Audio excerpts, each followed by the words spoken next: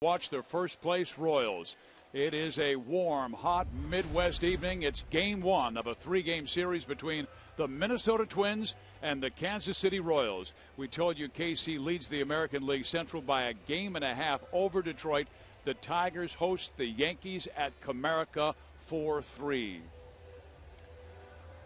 Hi again, I'm Steve Physiak, and this is the Hall of Fame pitcher, Bert Blyleven. Let's talk Royals baseball first, because the last 5 weeks they have been on fire, going 24-8, going from 8 games back to a game and a half lead, and the foundation of success is their starting pitching. You know, Steve, anytime that you have what the Royals have been able to do, you have to look at the starting staff. A combined 2.99 earned run average since July 22nd. They're not going to strike out a lot of people, but these guys have been consistent, and that's what you're looking for.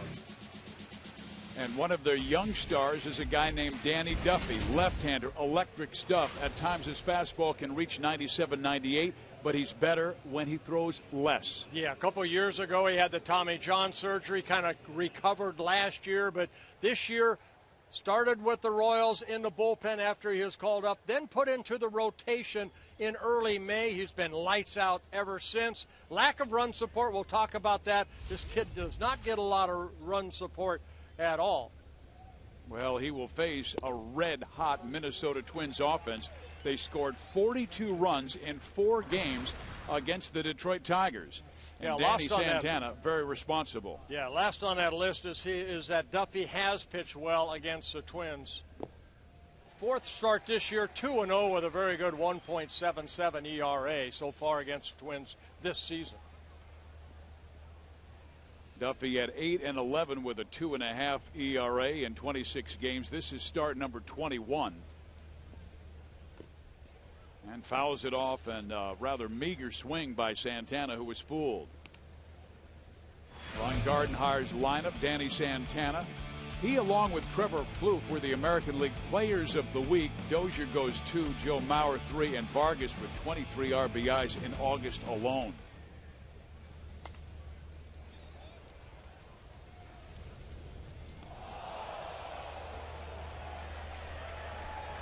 Santana, only 23 years old, from the Dominican Republic. He's in his rookie season, getting called up on May 2nd.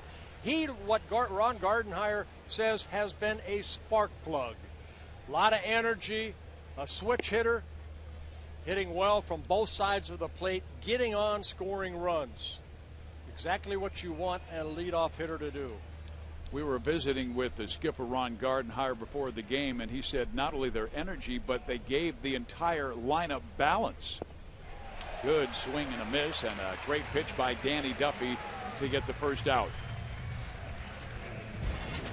What a month for the Twins as far as offense. You see where they rank. They've been averaging almost 6 runs a game. Batting average, 284. Extra base hits. They're getting a great on-base percentage with the extra base hits, but they are 10 and 13 in the month of August because the pitching has been so inconsistent. Now Brian Dozier, he has good power with 20 home runs and 58 driven in. Rare 2020 guy for Minnesota. The last time they did that, Torrey Hunter was their outfielder. Yeah, Dozier in his 3rd season. He's another youngster, really, just learning the game up here. And Moustakas throws it over to Butler for the 2nd out. And the Royals really boast one of the finest defenses in the major leagues. Ron Gardenhire saying that, you know, they're very athletic. Gordon in left, Tyson and Kane in center and right, and then you Moustakas, Escobar, Colon, the young man from Cal State Fullerton, getting an opportunity to play, and then Billy Butler with Hosmer out. Butler getting some action at first, and then one of the best catchers in the game in Perez behind the plate. He won his first Gold Glove last year. Christian Colon, spelling Omar Infante, who has a sore shoulder. Joe Mauer, the batter. He's hitting .389 his last 9 road games to up his average to .277. His career numbers are much better than that, better than .320 in his career.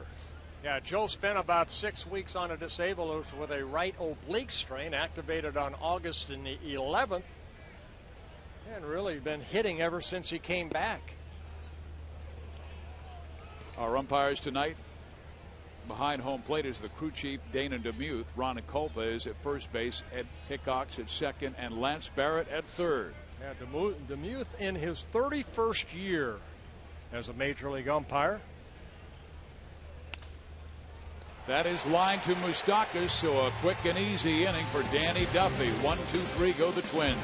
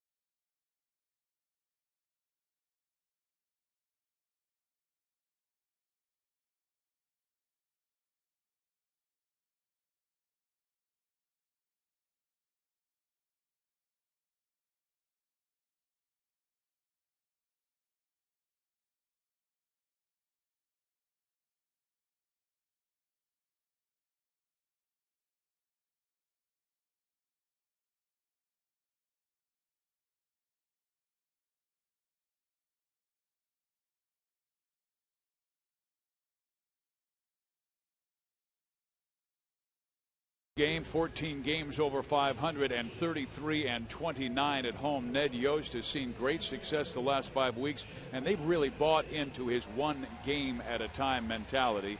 You see who their team leaders are, and they have several pitchers with 10 or more wins. And Danny Duffy, he is going for win number 9 tonight. Dyson, Escobar are the speed guys. Then Gordon, Butler, Perez, Willingham, and Moustakas provide the pop. Kane batting over 300, and Christian Colon in for Infante. Ricky Nolasco will face that lineup.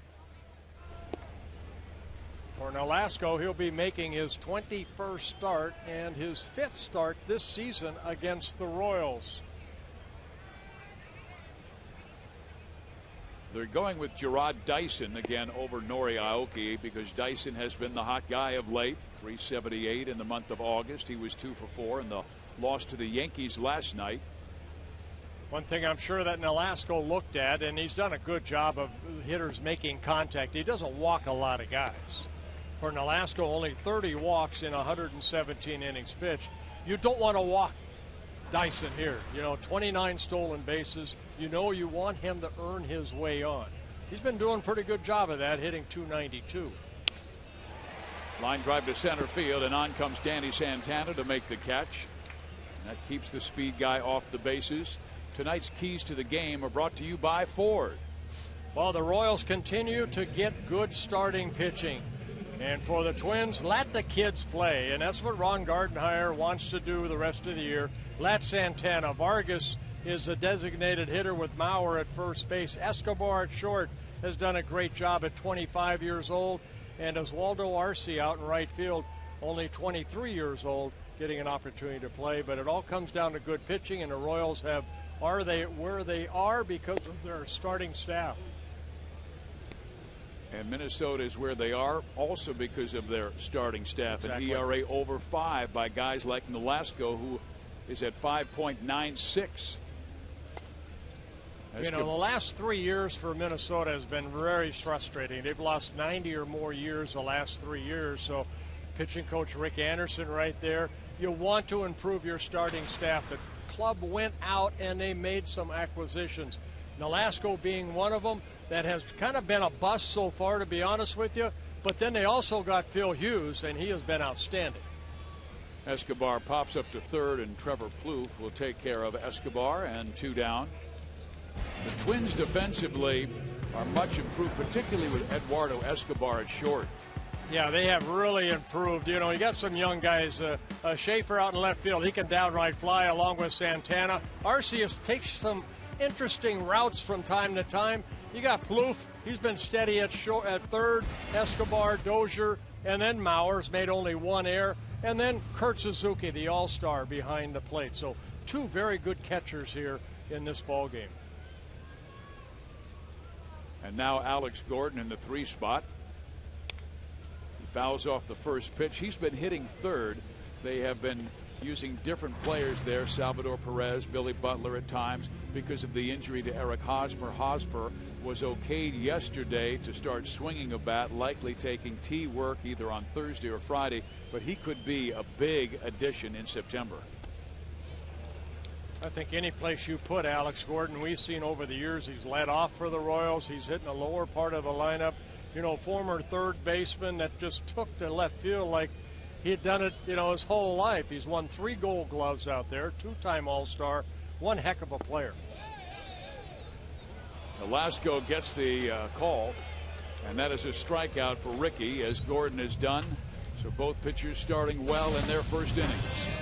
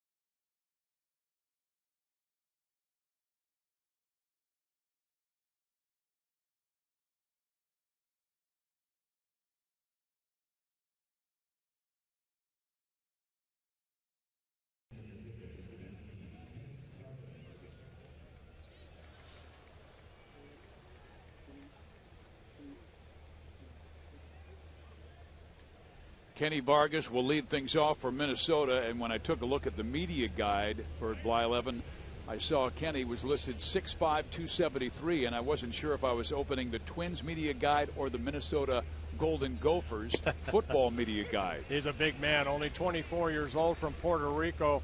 Getting called up on July 31st, actually here in Kansas City. Twins were finishing up a 3-game series. They did not play in that ball game. Started in Chicago, and he has been hitting ever since the first part of August. Vargas, a switch hitter, hitting well from both sides of the plate. 4 home runs, all of them coming as a left-handed hitter, but he is a natural right-handed hitter. Twins very, very high on this young man.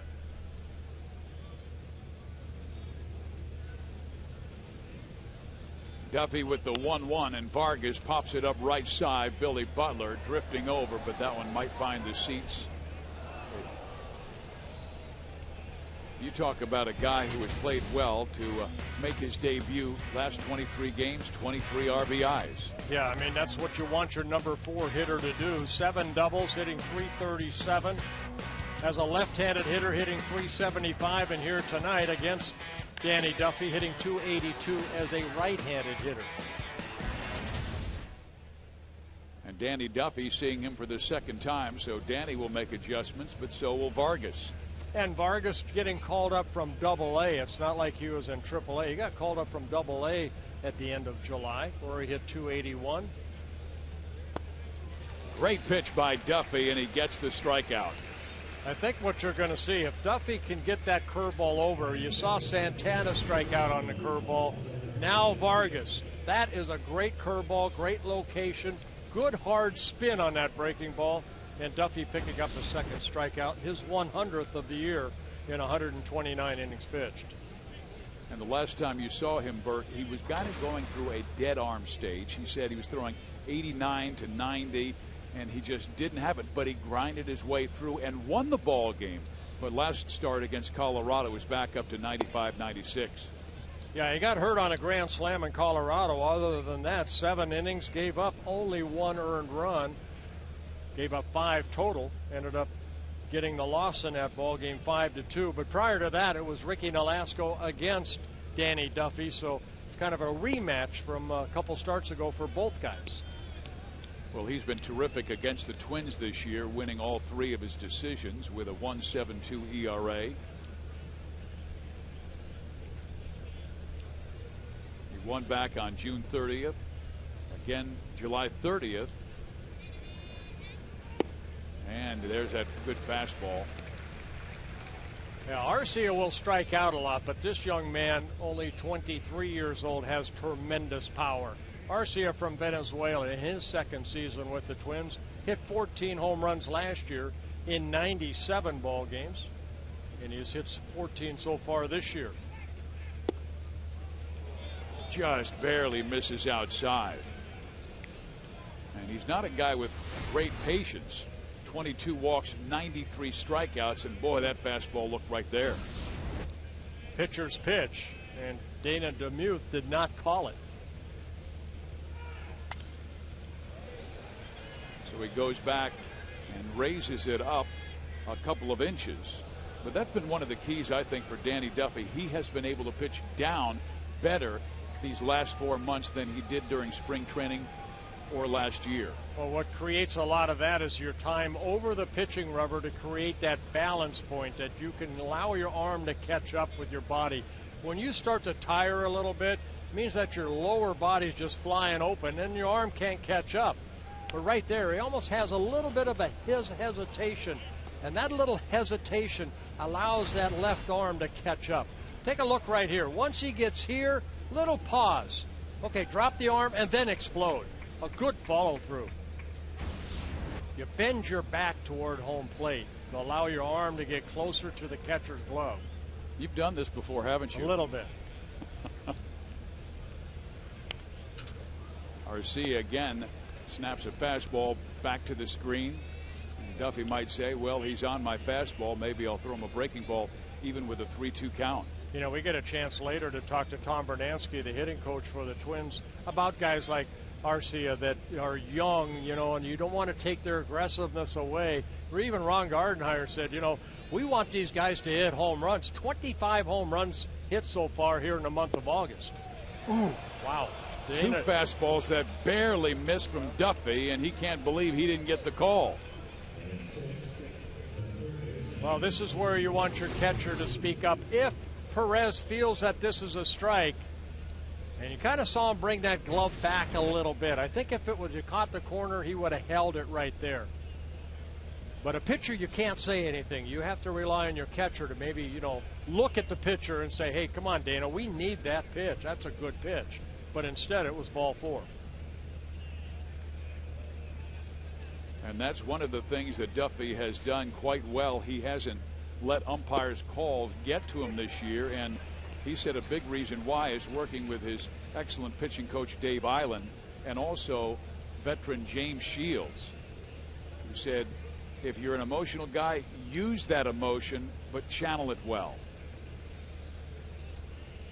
Well, here's a guy that's been swinging a hot bat. He and Danny Santana, co-players of the week in the American League, and that being Trevor Plouffe. Trevor Plouffe over the last week, 11 hits in 30 at-bats with 5 doubles, 2 home runs, and he's driven in 10 runs and scored 10 runs.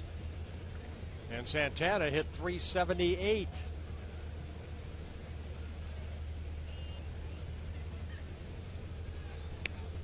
He had 5 extra base hits in that Detroit series, and he now has 37 doubles this year.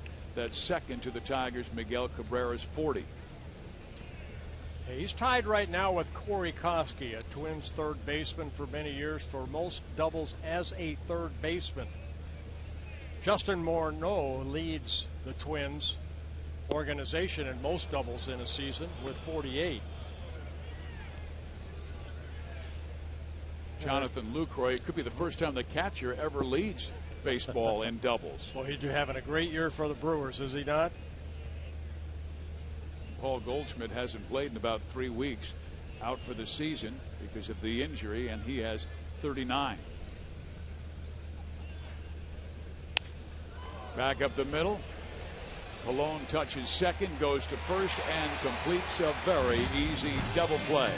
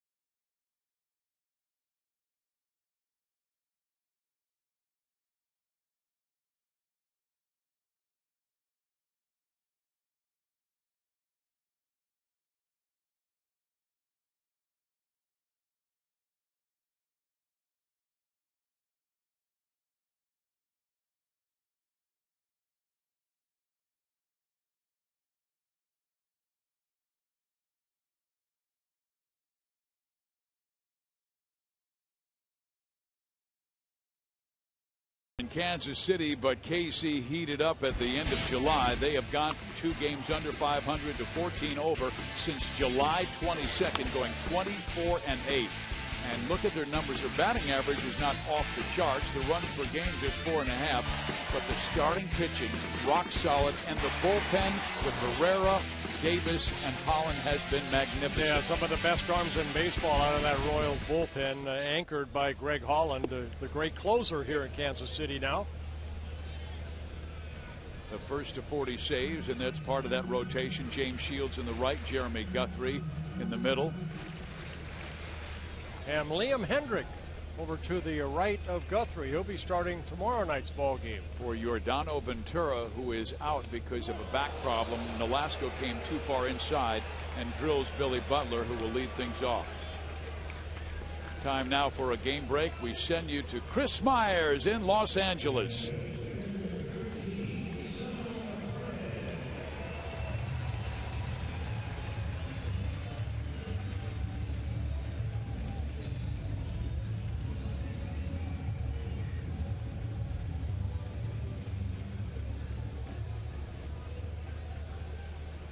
Thank you very much, Chris. And They are chasing both the Cardinals, who have been so hot, and San Francisco in that National League wild card race. But the Braves just a half game back, as Chris told you. Here the Royals have a game-and-a-half lead over the Tigers in the American League Central. Here is Salvador Perez. Bert, we're seeing more and more pitchers work Salvador Perez inside. Why? Well, because he's such a big man at 6'5", he wants to extend those arms. So you have to show that you will go in on him. I mean, look at him standing in the box right there, how big he looks. He left a breaking ball up right there, and he hammered it down the left field line. I mean, it's a big man right here. 6'3", 245 pounds. He sure looks 6'5" from here. I mean, I'm looking at Suzuki, that's 6 foot, and he looks like a monster up there. He looks like Kenny Vargas. I had a chance to listen in on a conversation between he and Ivan Pudge Rodriguez. They got together down in Texas this past weekend. Delightful conversation, and Pudge just raved about him, saying he's going to be one of the best catchers of all time. And then he said if, and of course that if is if he can stay healthy. And Pudge said he would like to see Salvi lose a little bit of weight so he can carry that for catching 130 to 140 games.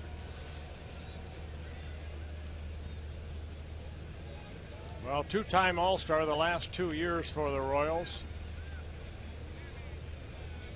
And very durable. Both these guys right there at home plate, Suzuki and Perez, and they continue to pound them in. And now Perez, you know, he's opening up quicker.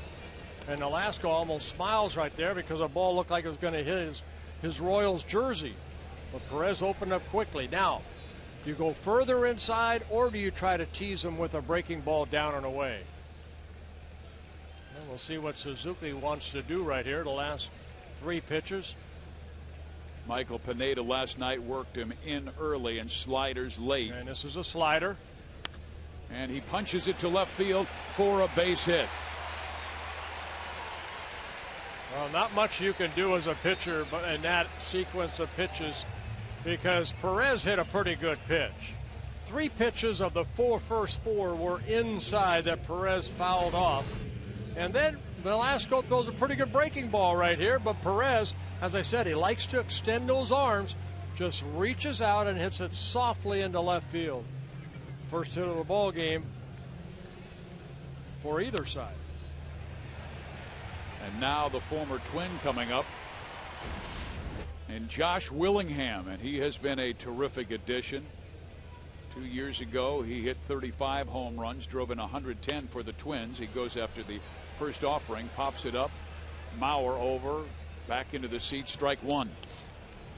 Yeah, Willingham getting traded on over to the Royals from the Twins on August 11th for minor league right-handed pitcher Jason Adam.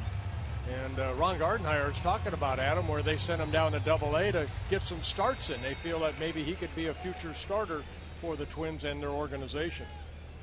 2 on, nobody out. Velasco not necessarily a strikeout pitcher, but gets a lot of double plays on ground balls, keeping it sinker down, and he comes inside on Josh. 1-1. 11 ground ball double plays behind Velasco so far this year. In the top of the inning, Duffy got a ground ball. His 6th double play went turned behind him. Pitcher's friend, if you can get that big hitter like a Willingham, they beat the ball into the ground. The Royals took 3 of 4 in Minnesota at the beginning of their last road trip, and Willingham had a big hit in game 1 with a bases loaded double that cleared the bases and sent the Royals on to a victory. He also hit one of the longest home runs we've seen at Target Field, into the 3rd deck. Yeah, that was Tony Batista's area up there at Target Field.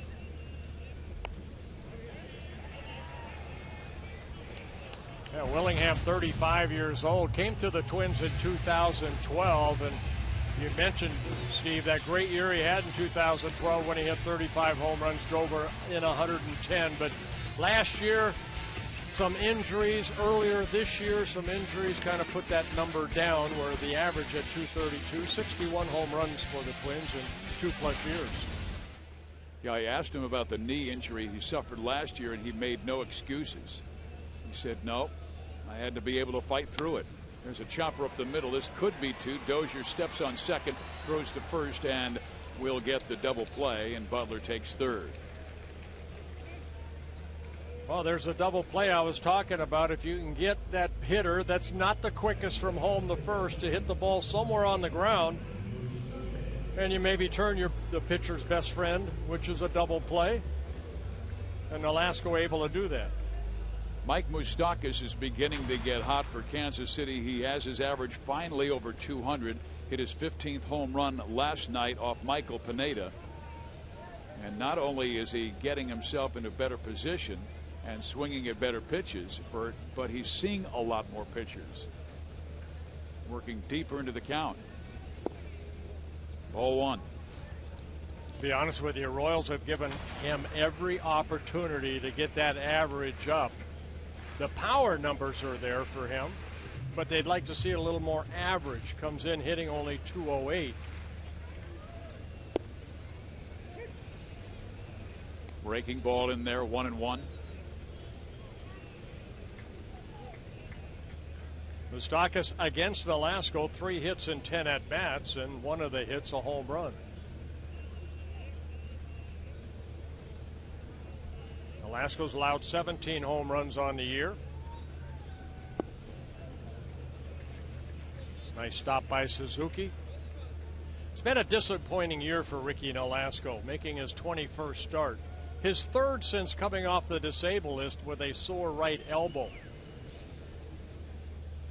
I say disappointing, Steve, only because they paid him $49 million, 4-year contract, and they expected him to be the horse in the rotation. Instead, that horse has been tomorrow night's starter, Phil Hughes. Well, Nolasco he came to the Twins with good track record. I mean, he finished a lot of good years with Miami.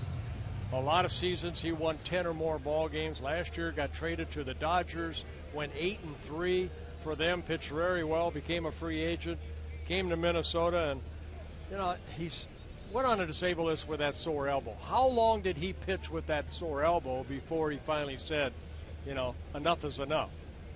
Well, now that he's back, he says he feels better than he has in 2 years. Twins want him to finish the season strong. Nolasco gets back in the count with a swing and miss. The count is full 3-2. And I would imagine, Bert, when you're injured, you have a tendency to change your mechanics. It's hard sometimes when you sign a contract like Nolasco did, and then you feel obligated to go out there no matter how you feel. And if you're just one little nagging injury, say it be your elbow, it messes up your whole mechanics. And Nolasco he opens up so quick with his hip, and then that arm kind of drags. Moustakas sends the ball to left field. Jordan Schaefer is there to make the catch, and that will do it for Kansas City. When we return, James Shields will join us live in the Kansas City Royals dugout.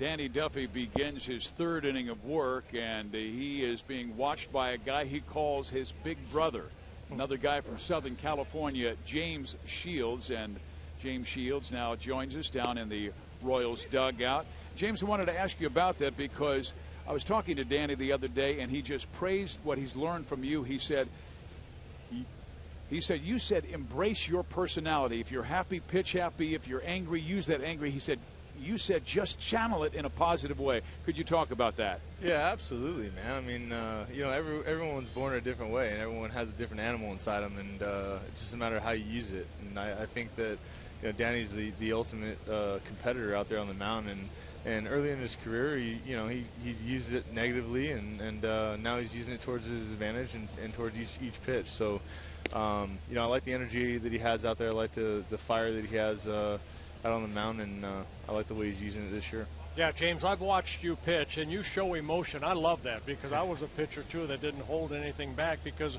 I figured it was my day and everybody else just passing through.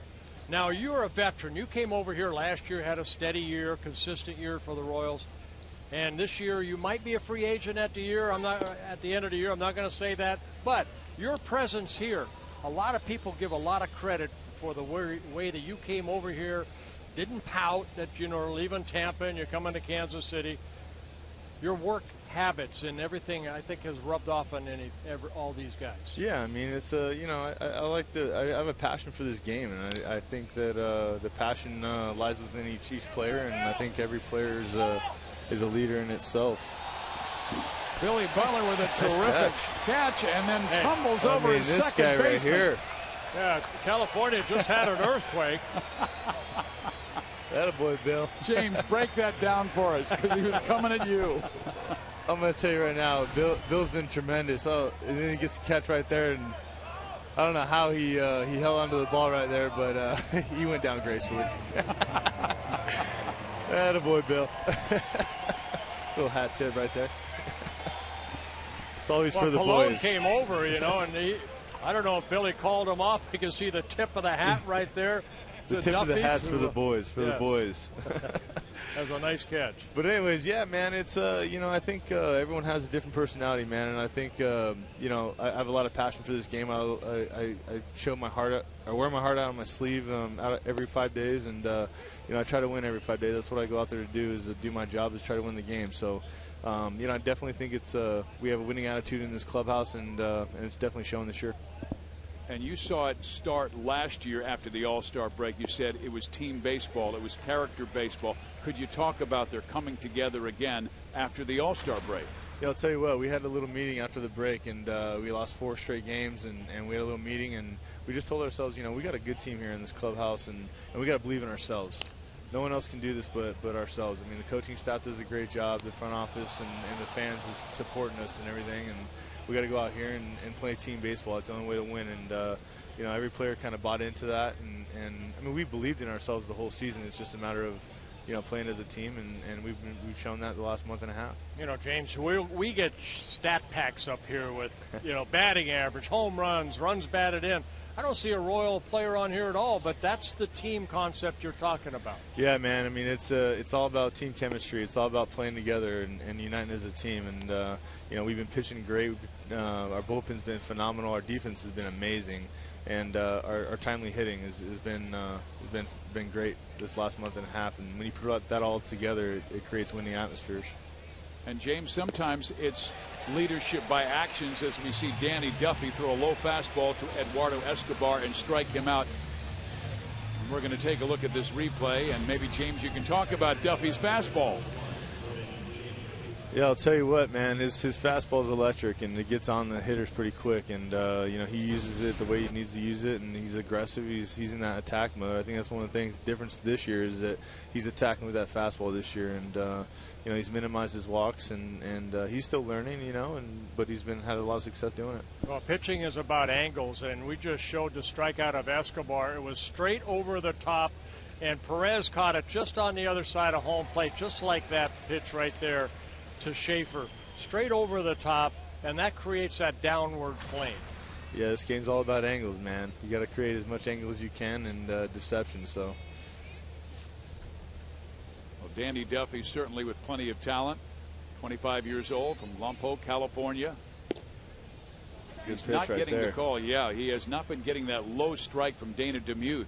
But you know what? If you keep hitting that spot, believe me, he will eventually get it. You see Perez sitting outside. You have to keep hitting it, and that umpire, in time, I'm telling you, will give it to him, as long as you keep hitting that spot. Yeah, he'll give in. He'll give in eventually. Yep. Billy Butler gets it to Duffy, and they barely get the out. Let's stay here because Ron Gardenhire is beginning to walk out of the Minnesota dugout. Well, Jordan Schaefer popped up right away and said, no, I got my hand on that bag before Duffy got over there. So Ron Gardenhire is going to take a little stroll out here. I got him safe from my angle. Yeah, I got him out. I got him out of my angle. Terry Steinbach on the phone. And let's take a look. We get to see it right away. Man, that's bang, bang. I just think with Schaefer's hand, almost the palm went up, and it's the palm that hit the bag, but I believe that Duffy's foot got there first. Of course, this is the first year of expanded replay where the managers get one challenge to use every game, and if that given play is overturned by a replay review, the manager would retain the ability to challenge again, but Terry says, nope, don't argue. Thumbs down, meaning come on back. All right. James, you were correct, sir. Thanks for joining us. All right, guys. That is James Shields, one of the leaders on this Royals team, in first place in the American League Central.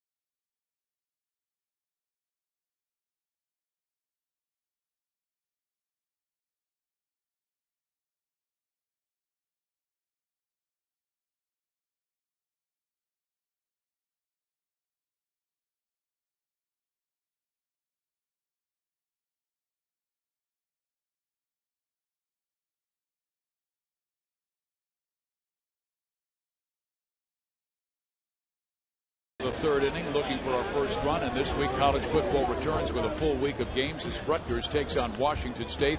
Then Colorado State battles Colorado. North Dakota State takes on Iowa State, and Fresno State looks to upset 15th ranked USC on Fox. It all begins Thursday on Fox Sports 1 and streaming live on Fox Sports Go. You know, you said, Steve, we're looking for the first run. There doesn't have to be a first run. Lorenzo Cain was thinking about it but pulled it too far foul. Yeah, breaking ball up right there. We could have a 0-0 ball game, say go into the 8th inning and then one of the teams score. You know, the old-fashioned way of good baseball. We had one of those at Kauffman Stadium earlier this year between Danny Duffy and Cleveland Indian right-hand starter Corey Kluber. And that game went into extra innings, finally won by the Royals. Duffy and Kluber were magnificent. Duffy had perfection, I believe, through 4 or 5, and maybe it was 6, and Kluber through 6 2/3. Well, you like to see that, but I'm sure that Danny Duffy doesn't want to see that here tonight because he's lost 1-0, 2-0, and then 3 2-1 ball games. That's why the record coming in for Duffy 8-11, but an earned run average at 2.53. I mean, if he qualifies, which he will after tonight for the ERA in the American League, he'll be 6th in the American League in ERA. Fly ball right there by flies out to right. Time now for a game break. We send you to Chris Myers in L.A.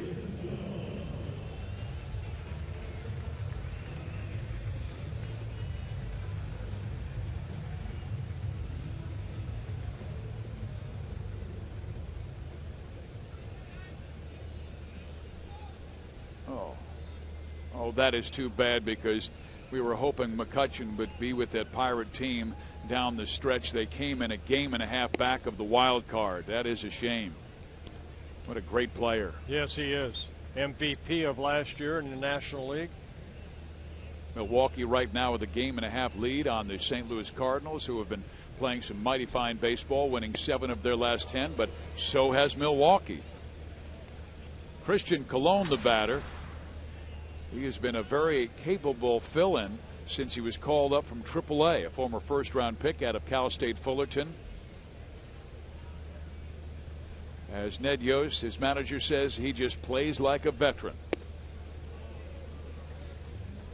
And Bert, that's been one of the reasons for the Royals' success. Their general manager, Dayton Moore, did, I think, a terrific job going out, identifying veterans who could help the team win, and then getting a piece like Colon to also help them win, and he works a 1-out walk. Yeah, a rare walk for Nolasco. Because it has been a roller coaster ride like it is when you play 162 on June 1st. The Royals were in last place. June 19th, they were in first place after winning 10 straight. Then they fell into a dive again and were in third place on July 22nd. Well, on August 11th, they were back in first, and right now they have a game and a half lead on Detroit. A lot of baseball people, I believe, are pulling for the Royals because they have not been to postseason since 1985. Dyson pops it up. I'm not sure if the right fielder found the baseball immediately, but Arcia finally picks it up. We're at the time of the evening where the twilight, where the sky looks at like the same color as the baseball. And Arcia talking about that he could barely see that baseball. No, it's a good story right here because everybody, I think, in a Central Division expecting the Tigers to just run away with it, and they haven't because of Kansas City. It's the second time this year that they found themselves in first place. They went down. Tigers kind of woke them up. They got going again, but it's been Kansas City that's been so hot. There goes Colon, and he will steal second base without a throw. He took off on Nolasco and gave Suzuki no chance. Yeah, Colon stealing his second base of the year. That's one thing that the Royals do. They steal bases. You don't pay attention to them. Now with 115 team stolen bases, that's the most in the American League. So with 2 outs, Colon gets into scoring position. You just saw Ned Yost in that Royals dugout, and he is the leader of that one game at a time philosophy. And Bert, you hear it all the time, but the players have to buy in of thinking only about team, this day, this at bat, executing this pitch. That's why I think adding some of the veterans like Willingham and Ibanez and guys like that, Jason Frazier out in the bullpen, Colon, he's just getting his feet wet at the major league level, but you surround yourself with some veterans. James Shields, who we had a chance to talk to, has been through that with the Tampa Bay Rays. So he has an opportunity here just to go out and hopefully for the Royals stay in the race as long as they can. The Game Changer profile brought to you by T-Mobile, the official sponsor of Game Changers, and the Royals feel like they've got the right guy at the plate at the right time because look what he has done last 15 versus Minnesota. He has one of his 2 home runs this year against the Twins. 7 for 15 against Nolasco. Perfectly located fastball at 92 on the outside corner.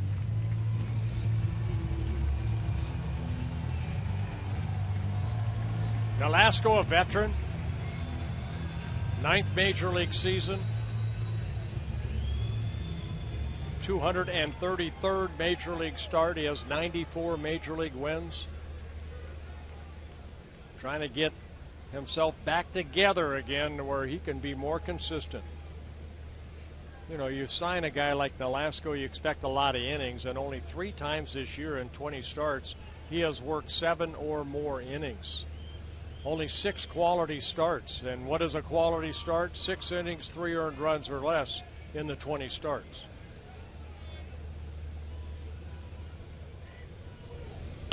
Escobar shoots it to right field, right at Arcia, though, and he'll make the catch, and that will end the Royal threat. 3-0 game.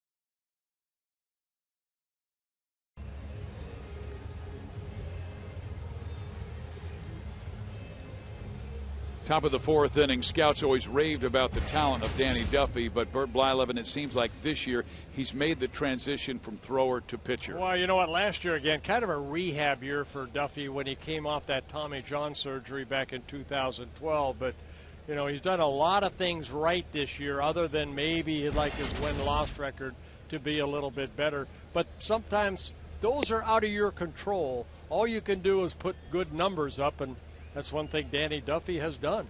128 innings coming into this ball game, only 93 hits allowed. Outstanding. Well, he was among the best in the ERA leaders since the beginning of June, middle of June, I should say, with a 2.11 ERA. And when you're there with Kluber and Lester and Felix Hernandez. And Price, yeah. Here is Danny Santana. For the 2nd time, he struck him out swinging, and now he gets the first hit of the game for the Twins.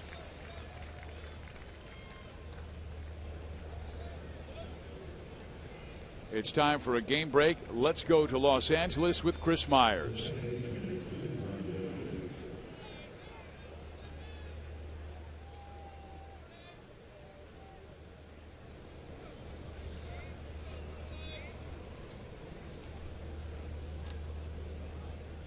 Thank you, Chris. And tonight the Yankees are in Detroit. They may be able to help Kansas City by knocking off the Tigers. Yeah, throw over there by Duffy, and Duffy very good at holding on runners. 4 stolen bases against him in 6 attempts, but he does have 4 pickoffs. And Santana, you know, the Twins like to run a little bit, and Santana likes to run. He has 12 stolen bases in 15 attempts. Always tougher against the lefty, though. Lefties can bring that knee up and pause a second. John Danks, I think, utilizes that slide step as Mark Burley does, where Duffy is more of a high leg kick type guy. You'll see a few slide steps from him, though, at times. And he drops a strike in, a curveball to Brian Dozier, who has a 1-1 count. He has a very good curveball. You told me earlier that Dave Island, the pitching coach, wanted him to throw more of the slider to get the visualization of that ball breaking quicker. There's Dave Island right there. And then they went back to the curveball because now he sees the quicker curveball break rather than the big slow one he used to have. Danny said Dave got him throwing the curveball more out front and staying behind the curve as well. But you told me one time when you were struggling with your command, you wouldn't go to your fastball, you'd go to your curve to reclaim your... Well, because to throw a good curveball, you have to stay back, like Duffy did right there. That's a fastball right there. But if you rush on a fastball and a curveball, I mean, you're not going to be able to. Let's take a look right now at the slide step that you were talking about that he will use once in a while. And then he'll use that high leg kick. And you see Santana not really thinking about going anywhere. And Danny has good speed with 12 stolen bases, but he has that move to work with Danny Duffy, and also the best defensive catcher in the American League, Salvador Perez, who has cut down 16 would-be Steelers this year. They got him. That's the great move from Duffy. His 5th pickoff of the year, and kind of a just, step off very quick and throw the ball to first base. This is so quick, and I played with Mark Langston, could do that. I think if I was a lefty, I would hurt my arm just doing that. And you see Butler, perfect throw, puts a tag on the thigh of Santana before he can get back to first. Duffy then blows away Brian Dozier with high heat and picks up strikeout number 4. Fox Sports Supports is proud to support Stand Up to Cancer's 4th annual star-studded telecast. Catch the fundraiser featuring music performances and stars from film, TV, and sports in a momentous and inspiring stand against cancer on September 5th at 8 o'clock Eastern on Fox Sports 2. Now Joe Mauer. Joe lined out to third his first time up. He had a terrific series against the Tigers when he had 5 hits and 7 RBIs. Yeah, Joe 0 for 8 lifetime against Duffy, and very seldomly do you see Joe swing at the first pitch. He's one of these guys not afraid to, go 0-2 on a hitter, but I think he's guessing fastball right there from Duffy, which he got, and he just got underneath it. And Duffy comes back inside, although with a changeup that he wants to keep low. Yeah, Danny Duffy, 25 years old, a Royals number 5 pick back in 2007.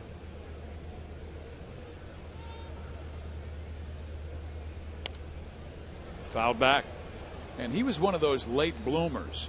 5'4", he told me, as a freshman in high school with a 70-mile-an-hour fastball. He grew 10 inches the next 3.5 years, and his fastball went from 70 to 90. Had an 0.60 ERA as a senior. Turned down a scholarship offer from Cal San Luis Obispo to sign with the Royals as a 3rd-round pick in 2007.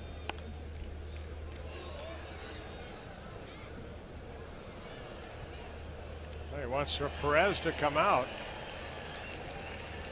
But after he threw that pitch, he kind of motioned for Salvador Perez to come out. They're discussing something. And I'm sure it's pitch sequence right there. It's always a scary thought when, you have a good lefty like that, all of a sudden motion, like he come out, and sometimes here comes the trainer too. So I'm glad it was just over maybe a pitch sequence, what they're going to try to do to Joe here.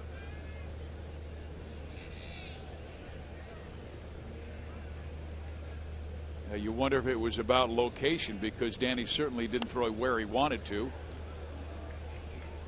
Let's take a look at this pitch. Couple pitches ago to Joe Mauer. Now you see Perez saying, I want that curveball just on the other side of home plate, and he left it up. And Joe fouled it off. And maybe Danny did not feel confident with the breaking ball, so wanted to go back hard to Joe. Well, going to go now with a fastball, and Perez wants it about over the belt height. See if he'll chase. And he threw it down around the knees. But the visualization part was there. You know, your catcher's sitting there. Now it's a matter of executing it. He put something on that pitch, even though he missed the spot that Perez wanted.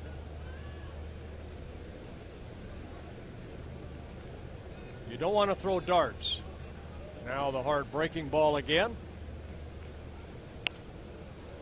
Well, he fists it over to Escobar, and Esky with that great arm throws him out. So Duffy, sharp in 4 innings, has allowed just 1 hit. Coming up next, we'll talk with Twins hitting coach Tom Brunanski live from the Minnesota dugout.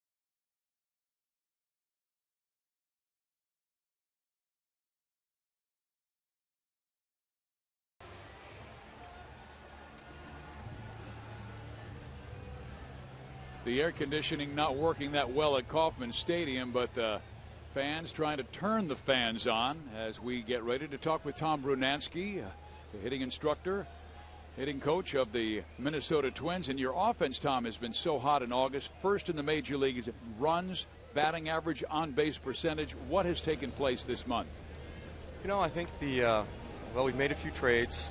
We had to trade a few veterans, unfortunately, to actually Hammer came over here to Kansas City and opened up a few spots for some of the younger boys to come up and get their feet wet, and they've taken off pretty well, and it kind of changes the whole dynamics of a lineup, and we're going back to getting a little bit faster, getting some speed, some boys on base, and creating some things on the bases. Hey, Bruno, Bert here. Listen, we were teammates, we're good friends. What makes a good hitting coach? Because, you know, like Vargas and Santana, you saw them in spring training. But things change through wherever they go, and all of a sudden they come back to you. You know, I think you got to be a good communicator. You have to listen. You ask a lot of questions, and then you have to be a pretty good psychologist. You know, we play this game, and this is a tough game to play. You charge by the hour? Yeah, I get paid by the minute. Unfortunately, it's not a lot, but No, it's you have to, you know, it's such a fragile state, this game, and hitters, when you get up there and your mindset every day, and we get 600 at-bats, and a lot of times we're not making good contact or we're making out, so we try to keep things as positive as we can and try to keep the whole approach about what we're trying to do that particular at-bat and try to win the battle. I know you do a lot of homework, say on tonight's starter for the Royals, Danny Duffy, but you know, you can only suggest things. They have to go out there and look for that breaking ball and not miss it. Right, and you know, as much work as we as the staff put in, you know, we expect our young guys to put in some work as well. And nowadays, with all the video and everything that's there, that there's enough information that they should have a pretty good idea themselves about Duffy and about anybody that we're going to face. So we sit down, especially the younger guys, and we talk about the game that night, the approach, what they saw in the video, and how this guy's going to approach them, and what we're going to do to attack him. So we come up there with a pretty good idea of what's going to happen that night. We were talking with your skipper, Ron Gardenhire, and he was telling us he really likes the balance of the lineup where he can come in and go, I know what my lineup's today. How has that helped? That's huge. That's something that we haven't had here for a while, and it's nice to come in there and you have a consistent lineup where you're going to put guys in there and they know they're going to be in the lineup. You can go get your daily work in, and if the guys have been out there for a while, you can back off a little bit, and if they're swinging the bat pretty well, you just kind of nurse them through it, say, oh, hey, you guys are swinging great, let's go get them. You know, and it's nice that they get the flow, and then when a couple boys get a day off, you prepare the guys that the role players to come in, and that's a hard enough job as it is, so you got to keep those guys ready for when they do get that opportunity. Alex Gordon gets a base hit to lead off the bottom of the fourth inning, and Tom, just as an example, Ron Gardenhire was talking about Trevor Plouffe. He said, as hot as he has been, we love him in that sixth spot. Why? You know, it's a spot there that it kind of sneaks up on a lot of guys. I mean, obviously you go and you look at the number 3, 4 guys that grab a lot of attention, but you know, you get the 6, 7 slots. Those are important RBI spots where you don't think about it, but you got to come up with a lot of big 2-out hits, and that's what Plouffe's done for us. You know, he's had a pretty solid month as well and a pretty solid season, but you know, he's gotten up to the point where he's gotten a lot of big 2-out hits, and those are the ones that sustain rallies and help us get those extra ones that, you know, really break the back of the opposing team. Escobar lays out to take a base hit away from Billy Butler.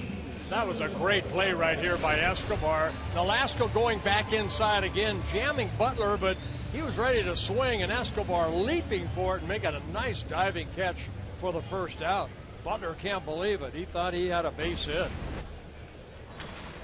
Now, Bruno, you came up with the Angels way back in 1981. Who helped you the most become the hitter that you were? You know, I mean, you hit a lot of home runs, major league home runs. Who helped you out at the beginning of your career? Well, man, I had such a huge amount of veterans that broke me in. With the Angels, Rod Carew was there, Don Baylor, Bobby Grich, Bob Boone, Reggie Jackson, I mean, Freddie Lynn, Doug DeCinces. I mean, you could go down the list of guys that were veteran ball players that had outstanding careers, that took a young kid and taught him how to play the game the right way. And then I was traded over to Minnesota, and you know, at that point we had a bunch of young kids like we do right now, learning how to play the game as a team. And once we finally crossed that path and we finally figured out how it was to win, then we took off. And that's what we're trying to do here today with this ball club. You know, I asked you that only because, you know, we as players, older players, you have a baton. And you take that baton and you, hopefully it has knowledge in it, and you pass it on, and that's what you've been doing. And that's true, and that's what one of the reasons I did get back into the game was to help and pass the baton back. When I retired, you know, I was done and got involved in the family and stayed at home for a long time and enjoyed that. And now it's time to give back to these guys and hopefully make them better and make this organization better. Well, you coached a high school team too, I believe. That's what started the fire, yes. Right. I was coaxed by a friend of mine to come out and help. Didn't want anything to do with it, but 8 years later, I got that fire burning back in my stomach about wanting to help and give back to the kids, and here I am. Good for you. Tom, Josh Willingham is at the plate. You had him, and he has been very, very good for the Kansas City Royals.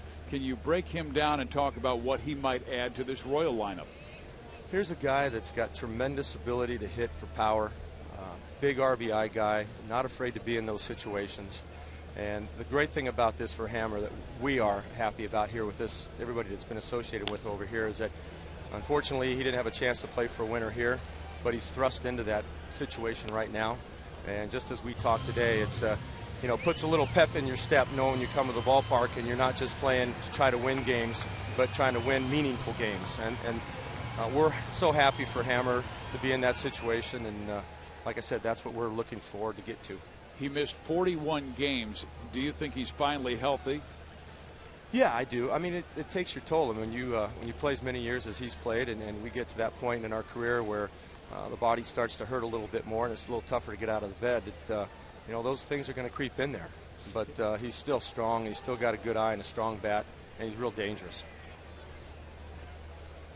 Facing Ricky Nolasco here with 2 out and Gordon at first. Tried to check his swing, but fouled it off of the catcher, Suzuki. Well, Willingham has played for the Marlins, the Nationals, the A's, the Twins, now here in Kansas City.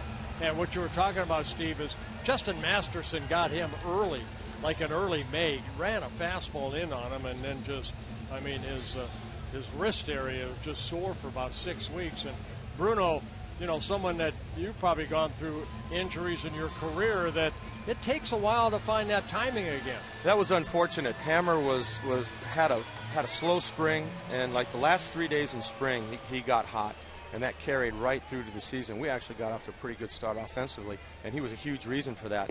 And unfortunately, like you said, Masterson got him in the hand, and it was too bad. But he's one heck of a player, and happy for him. Tom Brunanski, thank you very much. Bruno, thank you. All right, boys, we'll talk to you later.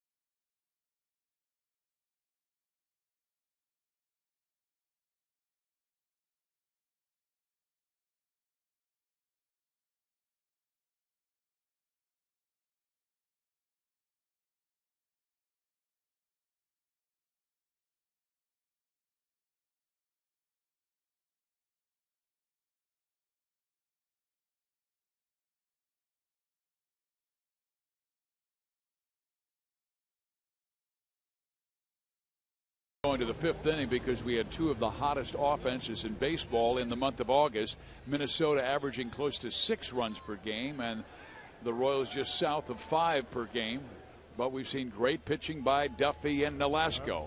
It's the old saying, he pitched well and it kind of shuts down the offense. Royals 17-6 in the month of August, Twins 10-13. Grounder up the middle by Vargas, and he has a base hit now in 20 of the 24 games he has played. Time now for Pepsi's most thrilling historical moments of the game. Came right here in Kansas City. Paul Molitor's 3,000th hit here in Kansas City, September 16th, 1996. First Pepsi live for now. First person with 3,000 hits to get a triple for their 3,000 hits. So there's Paul Molitor coaching first base for Ron Gardenhire. He's in his first year. He's been with the organization for numerous years, working down in the minor leagues. Fly ball to right. Kane is there, and Arce is the first out of the 5th inning.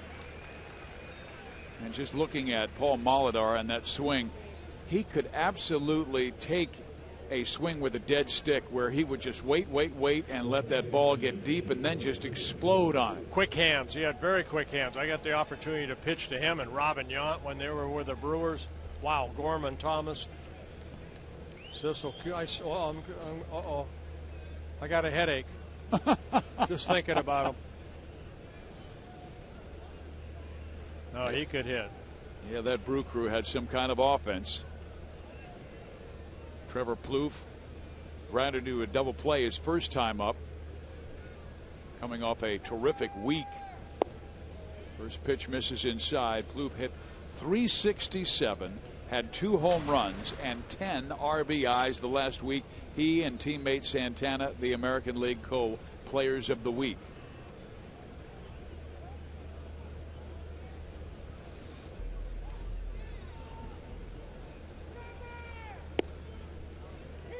Came back with the heater, and it's a 1-1 count. Yeah, Trevor Plouffe, 27 years old. He's in his 5th season with the Twins. The averages are going to be 270, 280, but what the Twins are looking for is the doubles, the runs batted in, which he's been able to supply so far for the Twins. 65 runs batted in are the most of any player on the Twins. Ground ball third. And Moose gets 1 and 2. Moustakas, who played against Trevor Plouffe in the San Fernando Valley when they were growing up. Plouffe 2 years his senior, but Moustakas gets the nifty 5-4-3 double play.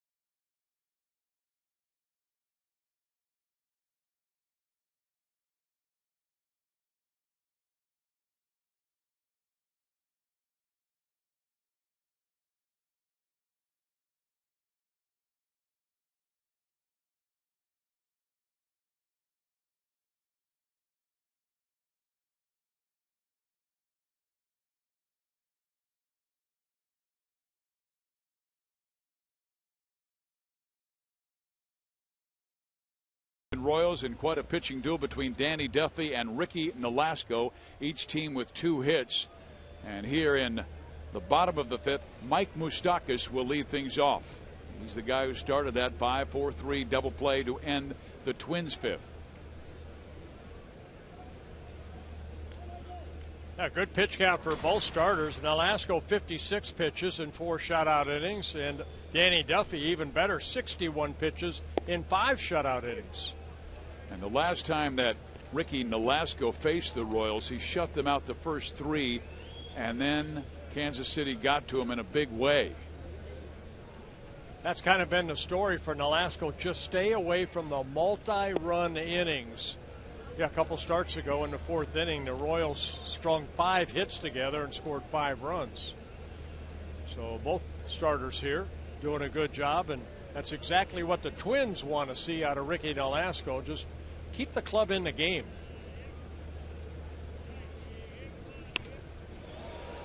Moustakas to left field. Schaefer drifts back and will make the catch, and there's one out. Saturday fans, the UFC returns to Fox Sports 1 for UFC 177 prelims, featuring a full slate of epic bouts, including a middleweight matchup between Lawrence Larkin and Derek Brunson. The action starts Saturday at 7 Eastern on Fox Sports 1 and streaming live on Fox Sports Go. Yeah, now Nolasco has only one ground ball out, and that was Josh Willingham's double play ball. Everything else has been hit in the air. You were talking about Nolasco's control, and it's very good. I mean, he averages just 2.1 walks per 9 innings in his career, and that's 4th among all active pitchers. But how is his command? Because he had given up 155 hits in only 116 innings coming into the game. I'm going to go, Steve, that elbow was barking long before, he went on a disabled list. And I think Nolasco tried to pitch through it, and it's tough when you have something that's irritating to you. Good curveball right there. Saw him strike out Josh Willingham on a good curveball. So Kane swings through that big breaking ball, and Nolasco picks up his 3rd strikeout. When your arm's bothering you, you can't do that. Sometimes it's hard to snap that ball and get that fastball where you want it to. But so far, so good for Nolasco. Bert, I don't remember seeing a curve like that in a start against the Royals in Minnesota. Right. He says that he feels as good as he's felt over 2 years. So, maybe that little bit of rest on a disabled list, even though his first 2 starts off the DL, one of them against the Royals, not so good. But, everything is timing and hitting your spots. Colon fouls it out of play, and Nolasco back in the count at 1-1. The MLB Fan Cave is back. Some of the biggest stars are scheduled to visit and appear in Fan Cave videos. Check out all the latest cave happenings at MLBFancave.com. Follow at MLB Fan Cave on Twitter and like the MLB Fan Cave on Facebook. Colon walked his first time up, stole second, but was stranded when Dyson and Escobar both flied out to right. Yeah, 5 seasons in the Kansas City Royals organization for Colon, a career .280 hitter. A little bit of pop, 33 home runs over 5 seasons, but he's a guy that can get on base and create some havoc. He stole a base in his last plate appearance in the 3rd inning. Seems like when he wants to make the big pitch, he goes to his curve. Well, that's one thing Ricky was upset about over the last couple, 3, 4, 5, 10 starts. Control of the fastball. You have to hit your spots. Good changeup right there. And Nolasco has a 1-2-3, bottom of the 5th. Well, 2 central rivals going at it in the August heat in Kansas City, the Royals and the Minnesota Twins. 0-0 score going to the 6th.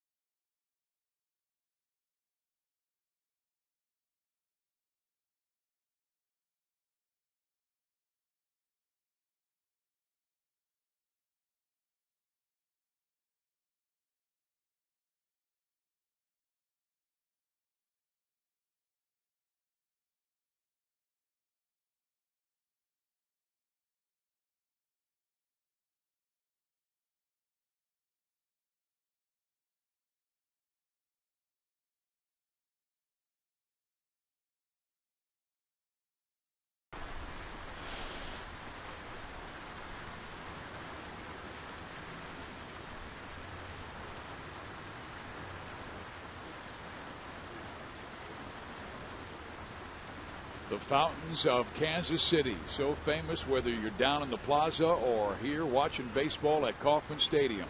Twins and Royals, 0-0 game. Duffy taking on the bottom of the order, Suzuki, Escobar, and Schaefer. He was able to get Suzuki on a pop-up that Billy Butler made a terrific catch, then tumbled over his second baseman, Christian Colon.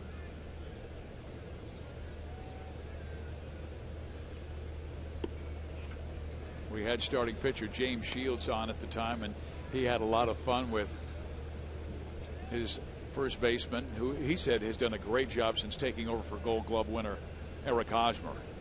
Yeah, Billy Butler just wants to play. I know he's a designated hitter for so many years, but I remember when Hosmer went down, here's a pop-up. Colon looks like he's going to get at second base for the first out.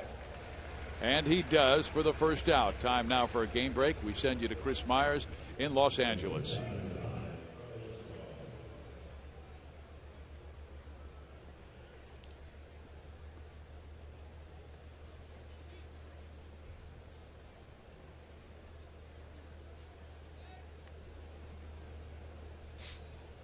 Yeah, when Hosmer went down, Billy Butler said, "Hey, I'm ready. I've got plenty of rest. I'm ready to play first base. You've done a good job over there." He really has. I mean, Hosmer is an exceptional first baseman, and I think he'll win another Gold Glove despite missing a month. I think he and James Loney of Tampa Bay are the two best defenders at that position in the game in the American League. You know, we talk about spark plugs, and Billy Butler, one of those guys that be out there every day. You know, he leads by example by just playing hard day in and day out. And the guy at the plate right now, Eduardo Escobar, is that type of player.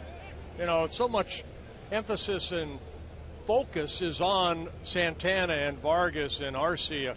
But this guy right here got him from the Chicago White Sox organization, his second season with the Twins, finally getting to play every day and really producing. 33 doubles out of the bat of Escobar. He's a switch hitter. He's hitting .303 as a right-handed hitter coming into this ball game, .272.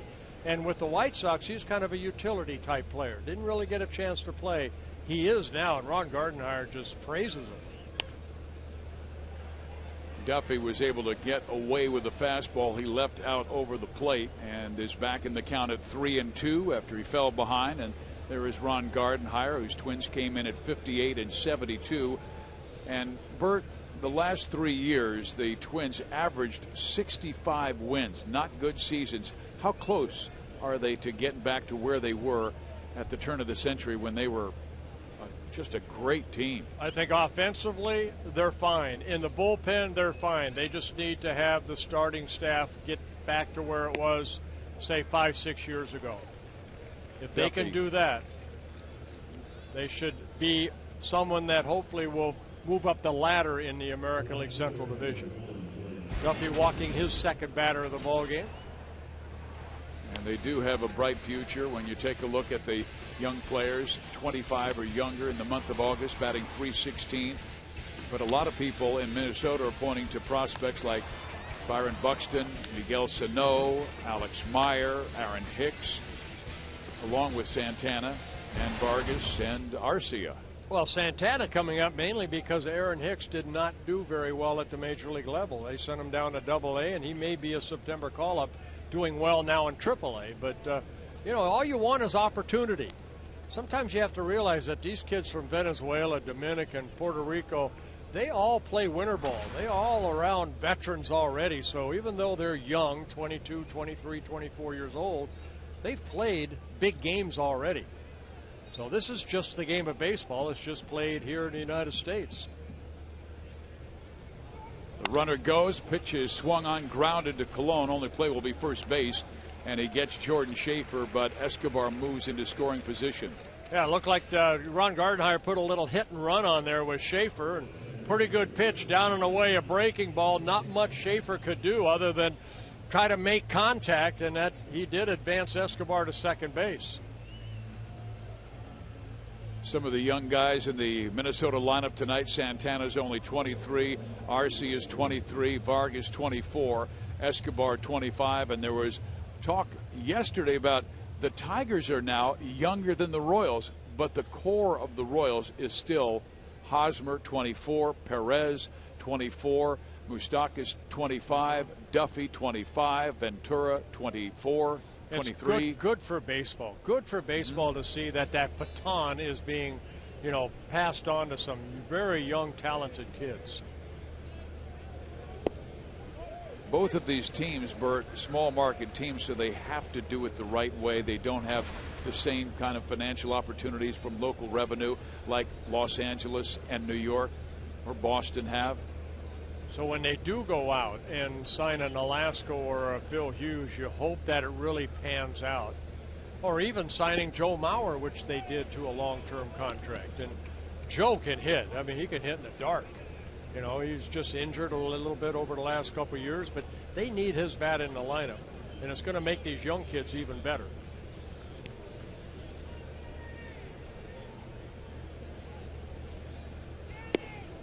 Royals general manager Dayton Moore, he has hired nothing but scouts. Every single individual he hires, even with front office, wants to have scouting background. And there is Dayton Moore, and what he wants is to be able to go down and infiltrate Venezuela, the Dominican Republic, and sign guys like Salvador Perez or Kelvin Herrera or Yordano Ventura. He knows his scouts have to do a better job than the big market scouts. You sign them at a young age, and hopefully they mature and become major league players. A pop up to the right side. Kane drifts under it, makes the catch, and Danny Duffy, 6 innings of shutout baseball.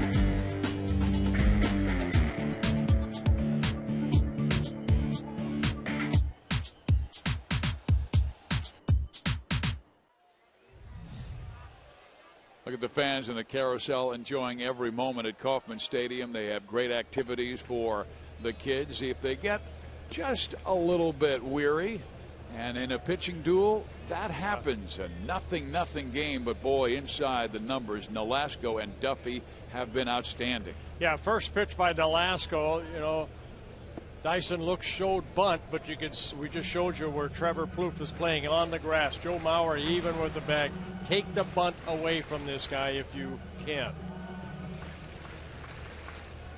Each club would like to put a run on the board, and you do it sometimes with speed, as the Royals have done. So you want this guy to swing the bat, don't bunt. He's a very good bunter. Take it away from him. And he has changed his stance a little bit in the last month and a half. He is more erect at the plate. He's opened up his front foot a little bit to get both eyes seeing that baseball and doing this, slashing it to the left side, no chance. He's getting more hits like that, Bert, because he's opened up his stance and just throwing his hands at the baseball. Well, you know, you take the bunt away from him. Of course, that brings in the third baseman, cuts down the range a little bit, but this is exactly what a speedster wants to do. Beat the ball into the ground, preferably the other way, towards short, and there's no way. Escobar, you can't make a play better than Escobar did right there, but the speed of Dyson, my goodness. They smell it. They smell that hit. Bert, 2 years ago, I introduced Gerard Dyson to Kenny Lofton when we were in Cleveland. And Lofton pulled him aside and said, young man, if you can bunt and slash, you can make a lot of money in this game. And he was talking about if you can get that third baseman to come in and then slash the ball to the left side, you'll be surprised how high your average will get. And we're seeing more and more of that from Dyson in August. Well, you remember Brett Butler with the Indians? I mean, he did that. He told me in Cleveland if I could bunt 15, 20 times a year successfully, he was a very good bunter, as say Rod Carew as a Twin was. That average is going to be, instead of 270, 280, could be 290, 300. Just by utilizing your God-given ability, and that's to fly like Dyson can. Good action guys on the bases and at plate. Escobar usually makes good contact. You can hit and run with him. You can straight steal with him. Dyson, we expect to go. What kind of move does Nolasco have? He's pretty quick. I mean, he's pretty quick home. He'll utilize that slide step. There have been 11 stolen bases against him in 15 attempts. He has one pickoff on the year. Pineda did get Dyson last night. Yeah, so there with Cologne's stolen base. There have been 12 stolen bases against him in 16 attempts. Suzuki very accurate as far as his throws to second base, but so many stolen bases are off the pitcher, not the catcher. Again, Nolasco working Escobar away.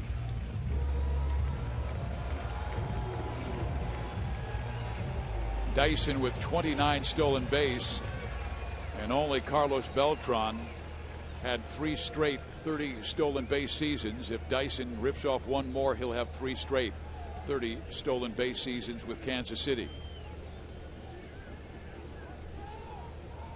Oh, he was leaning. They got him. He was leaning. Yeah, he was ready to go. Nolasco held it for a little bit extra time, and by that time, Dyson could not get back. So both starters get pickoffs here this evening from that leadoff hitter. Quick tag by Mauer, and the first out. It almost looked identical to last night when he had that first move towards second base and Pineda picked him off.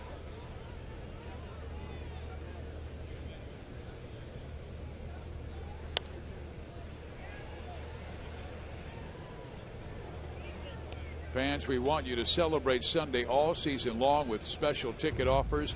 Head to the ballpark with your friends and family. Go to MLB.com/Sunday. Steve Physiak, Bert Blyleven with you at Kauffman Stadium in Kansas City. 0-0 score. Ground ball, second base. Dozier tosses out Escobar. Well, time now to take a look at the Geico in-game box score. Not a lot going on offensively, but the pitchers are hitting their spots. They're getting ahead and finishing guys off. Yeah, only 2 hits for the Royals, only 3 hits. 3 hits for the Royals, only 2 hits for the Twins. And all singles, all 5 of them.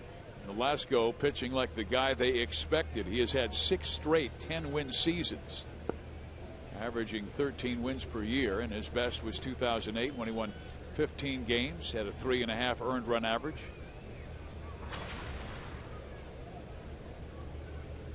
Last year, a 13-game winner with both Miami and the Dodgers.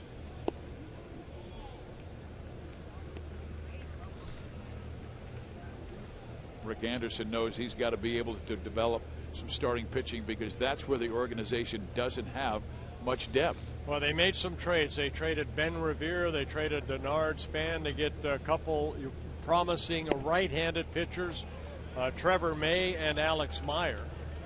So they're hoping that those young guys pan out. Trevor May now in the rotation for the Twins. Alex Meyer just came off a very good start again down in Rochester, their AAA affiliate. Tommy Malone got traded over from Oakland for Sam Fold. So they're trying to add pitchers. That's one thing Ron Gardenhire talked about. They're trying to add some quality starters. Give them an opportunity to see how they do here. Malone, 32 wins for the Oakland A's, has yet to win his first Twins game, but it will come.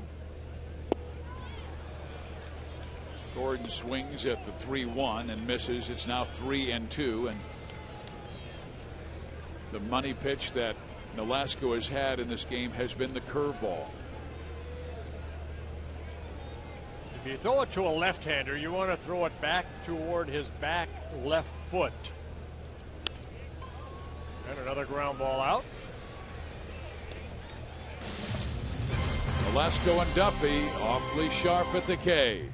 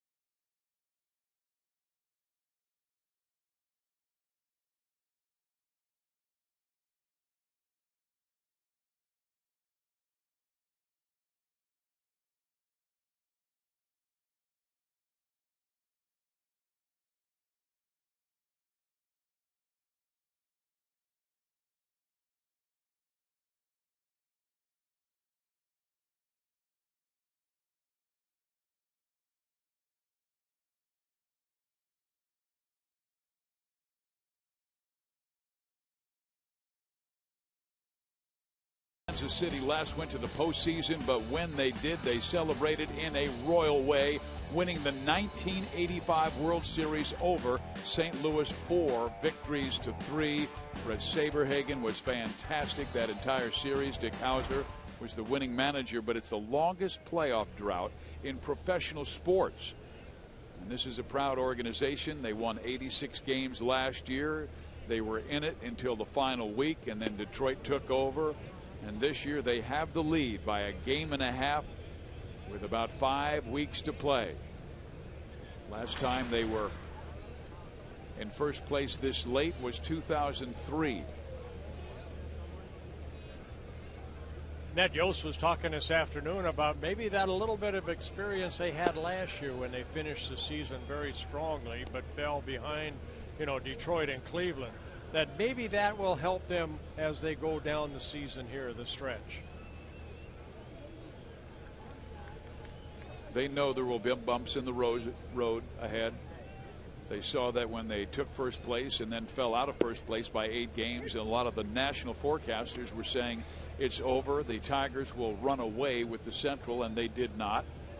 And the Royals got hot and went 24-6 over a 30-game stretch. They have lost their last 2. A 2-game losing streak for the first time since July 27th and 29th. Down the line, and that is a fair ball. Gordon, though, gets to it quickly, and accurate throw, might have a chance, but no, it's a double for Dozier. Yeah, first extra base hit for either side. It's a third hit for the Twins, and Brian Dozier got something off speed, able to hook that ball between the third baseline and Moustakas at third. Take a look at the pitch. That's a high fastball. Dozier opening up quickly. Moustakas, it's out of his reach into the corner. He got a 3-time Gold Glove winner out of left field. You know, Dozier's speed basically beat that out, because that was a great throw by Gordon. For Dozier, his 29th double of the year. And now you have the talents of Joe Mauer, who's been a Royal killer in the past with a .331 career average against Kansas City, and a tough man to defend. 0 for 9 lifetime against Duffy. So Joe would like to at least advance Dozier over to third if he can. And that's one thing you talked about, what the Royals have done so well is, you know, they give each other up basically to advance that runner, and hopefully the next guy can drive him in. That's playing good team baseball, what James Shields was talking about earlier.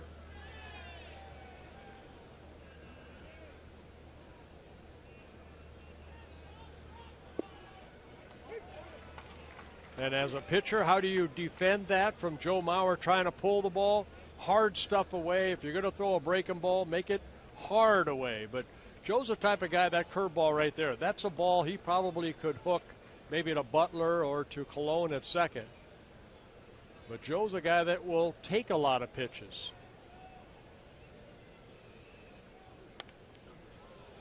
See where Perez was right there, outer half of the plate. And Duffy, a 94-mile-an-hour fastball. What would you throw him here?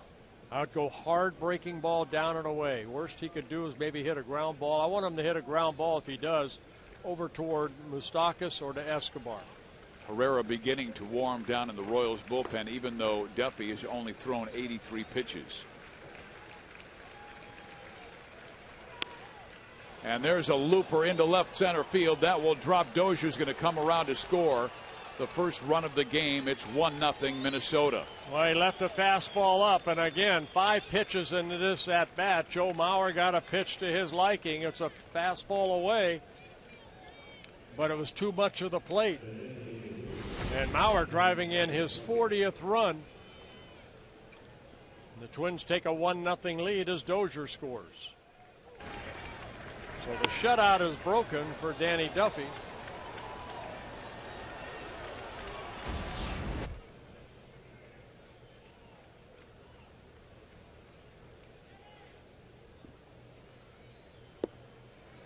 Well, he really fooled Kenny Vargas on that pitch, and Vargas wasn't sure what he was looking at.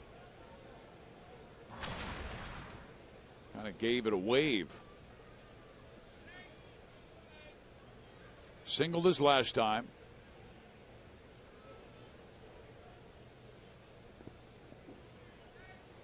And Duffy twirled on the mound and then stayed low just in case Salvi was going to take a shot at second base if Mauer was thinking about advancing on a ball in the dirt.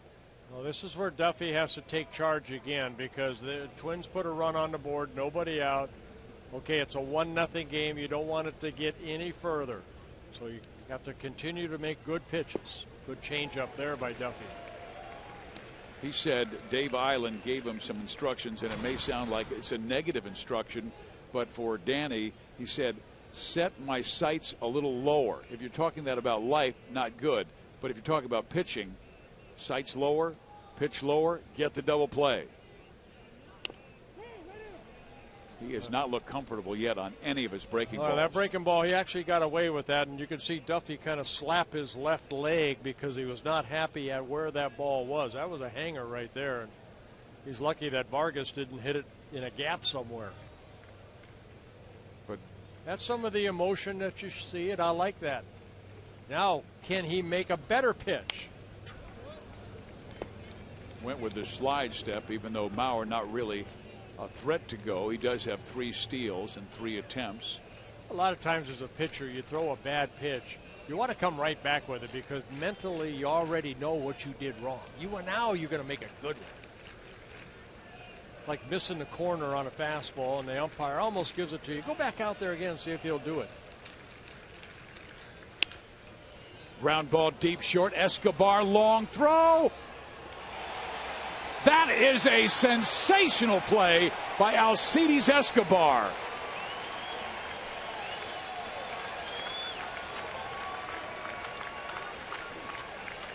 You know, you want good defense behind you, and you can't ask for any better defense than Escobar just gave Danny Duffy.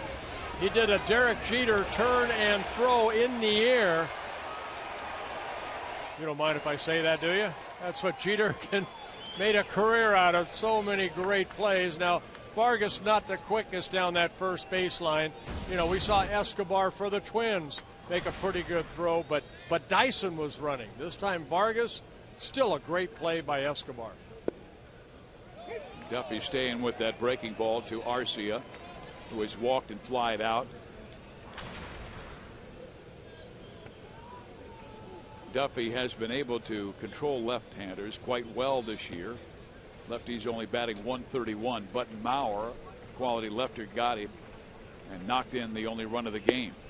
Well, again, that's the only base hit that Joe Mauer has had against him in 9 at-bats. Excuse me, 10 at-bats now. Yeah, right-handers hitting only .250, .241 overall off of Danny Duffy, our hitters.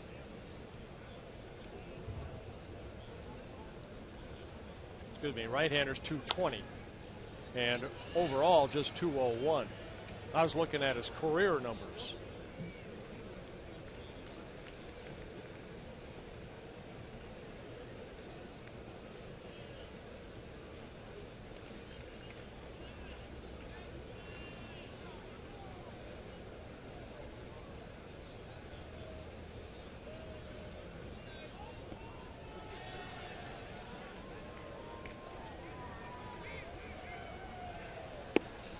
Left the breaking ball up, and you could see where Perez wanted it, down in the dirt.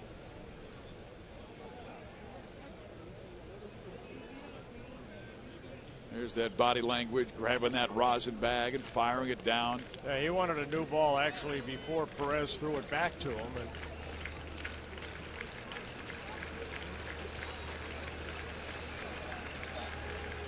Ned Yost has Herrera ready in the bullpen. Ground ball first. Butler will take care of Arcia. Moving to third is Mauer, 2 out. Time now for a game break. We send you to Chris Myers in Los Angeles.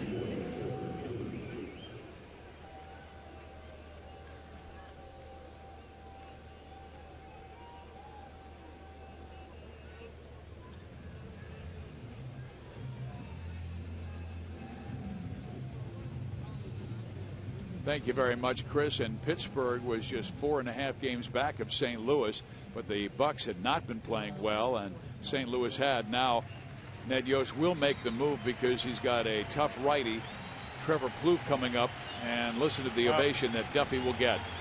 Another good start by Duffy, just no run support.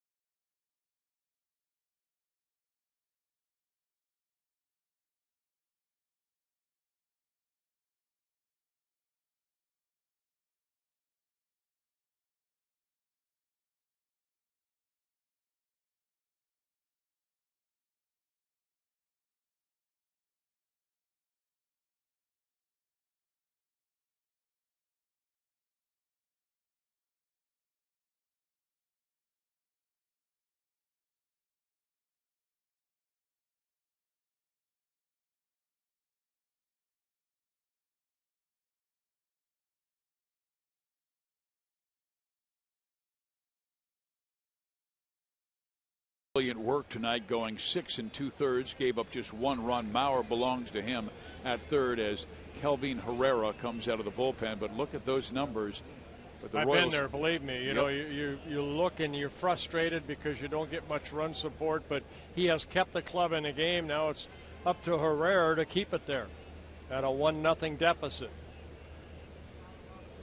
Here is Trevor Plouffe, and he takes high, ball 1. Herrera with a tremendous fastball that reaches 100 miles an hour, and you see his numbers very good. He's been their 7th inning rock this year. Well, that's a great bullpen. Both these ball clubs, outstanding bullpen. Herrera in his 4th season with the Royals, just 24 years old, out of Dominican Republic. He can flat out let that ball go just like that. Nice and easy, and the ball comes out at 97 miles an hour. How do they do that? For 22 years, I couldn't do that. Yeah, but you have 287 wins. 242 complete games by you. That's where men were men. I won't finish that thought. Wow. He dialed it up to 98. But you played for some teams that had some struggling offenses, and I wonder how many of your shutouts were 1-0, 2-0. I had 15 1-0 complete game shutouts. That was 3rd all time, but there were a lot of games that I pitched too, like Duffy, that you pitch good and you hope that your team can come back. And he did his job.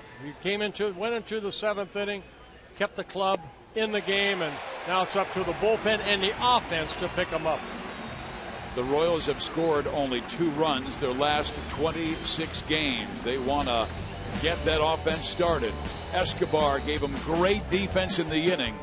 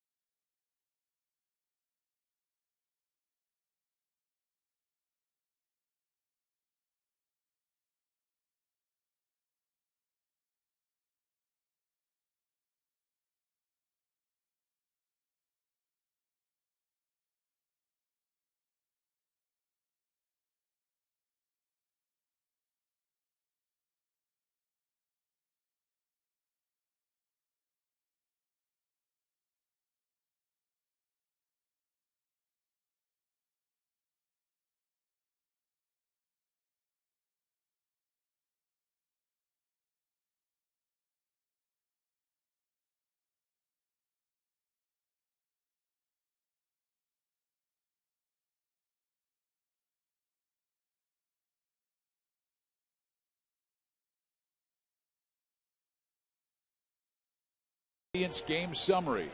Mauer with the RBI single in the 7th inning to give the Twins the lead, and Nolasco has been terrific. Best game we've seen him pitch this year. And Duffy matched him pitch for pitch until really did. Mauer single drove in Dozier. Strike 1 to Butler. Butler was hit by a pitch and then lined out. Escobar made a terrific diving catch in the 4th. You know, Nolasco making his 5th start this season against the Royals. In the first time he has faced the Royals, always in the National League, but he's had 2 pretty good starts against the Royals. Back in April, in Minnesota, he pitched 8 innings and allowed only 1 run. And then another one in Minnesota where he pitched 6 innings, only allowed 1 run. The other 2 starts, he got hit around a little bit. He has thrown 83 pitches starting the 7th.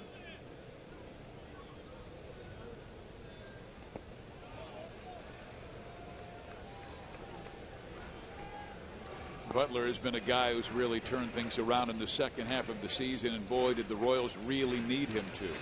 7 of his 9 home runs this year have come in the last 6 weeks. Seems like every single one of them has been an important one. And he's hitting better than 300 since taking over first base from Hosmer after Eric's injury. Yeah, month of August, he's always had a good month of August, hitting 309 in the month of August. But this guy's just a good hitter. Career .298 hitter coming into this year, his 8th season with the Royals. Made the All-Star team a couple years ago for the American League. And he plays every day. Hardly misses a game. And for the second time, Butler getting hit by a pitch.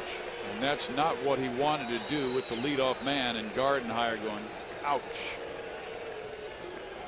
Saturday college football returns to Fox fans as Cody Kessler and the 15th ranked USC Trojans begin a new era as they take on upset-minded Fresno State. Coverage begins at 6:30 Eastern on Fox and streaming live on Fox Sports Go. Well, this is kind of the way that the second inning started. Alasko came into this ballgame with only 1 hit batsman, and he's hit Billy Butler twice here this evening. Bert early, he came inside on Perez. Do you think Nolasco will make an adjustment here?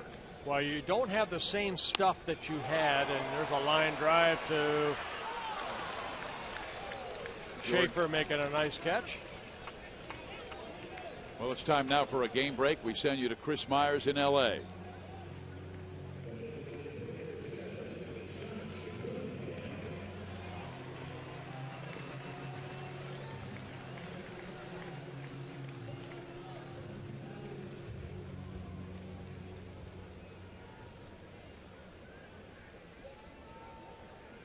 Thank you, Chris. And boy, that Rick Porcello has really arrived this year. He's going for win number 15. He's really helped keep that club in the race. You know, Max Scherzer won his 15th. Justin Verlander has struggled. They miss Anibal Sanchez. But go back to what you were asking me about Perez. No, not late in the ballgame. You don't want to make a mistake in. And actually, he made a mistake, but it was left out over the plate. Perez hit it sharply, but right at the left fielder, Schaefer. Now the former Twin, Josh Willingham. As you start to lose a little bit of zip on your fastball, you don't want to get beat on a fastball middle in. So what you're going to have to really establish is your breaking ball, your changeup, and if you're going to throw the fastball, down and away. But Willingham's a pull hitter. He can't be. Is he thinking right center then? If he's going to be worked away, a hitter would, but not like a guy like Josh Willingham. He's thinking of hitting a Yep. 2-run home run. Just about all of his home runs are to left field. And Suzuki going out to talk it over with Nolasco. And fans follow every game with MLB.com at bat on your favorite mobile phone or tablet. Get live look-ins, instant replay, scores, stats, audio, free MLB.tv, game of the day, and more. Download on the App Store or visit MLB.com today.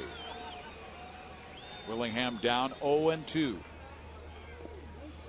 Check swing. They were thinking about appealing. Nolasco wanted the appeal, but Suzuki didn't ask. Apparently, Kurt said he didn't go. Well, the shift really helped Nolasco in Willingham's at bat a couple ago, but Willingham held up right there because Brian Dozier's playing right behind basically second base, and that's where Willingham hit the ball in his first at bat.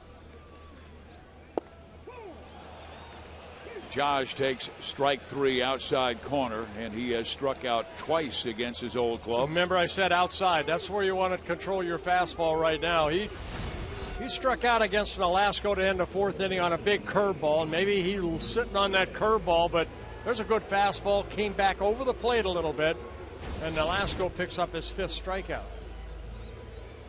He has all 4 pitches working tonight. Mike Moustakas has flied out twice to left.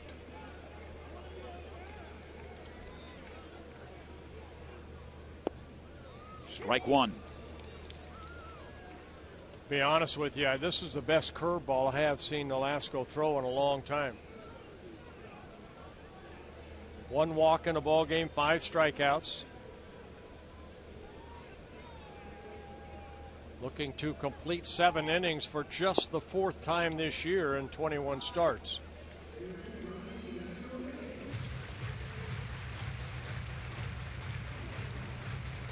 He's had 1 complete game this year, and that was back on May 2nd against Baltimore back at Target Field.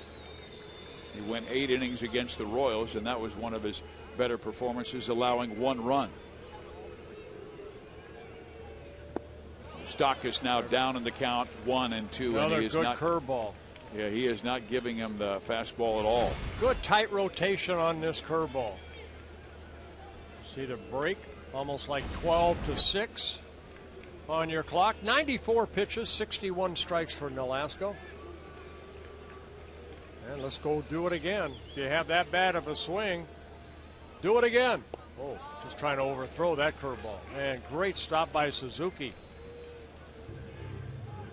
Boy, does he have quick feet. Well, I mean, watch Suzuki. He knows a curveball's coming. I mean, you saw where that ball landed. And Suzuki able to knock it down and keep Butler at first base.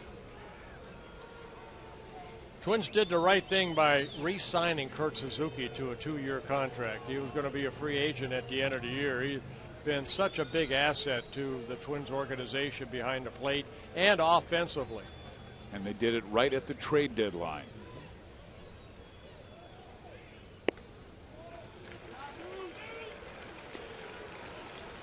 Now Joe Mauer letting Nolasco know he's going to play behind Billy Butler. Kane waiting, hoping to have an opportunity. Moustakas has seen a lot of breaking balls, off-speed pitches. We'll find out if Nolasco has confidence in that curveball right here. He does. And strikes him out. Number 6 in the game for Ricky Nolasco.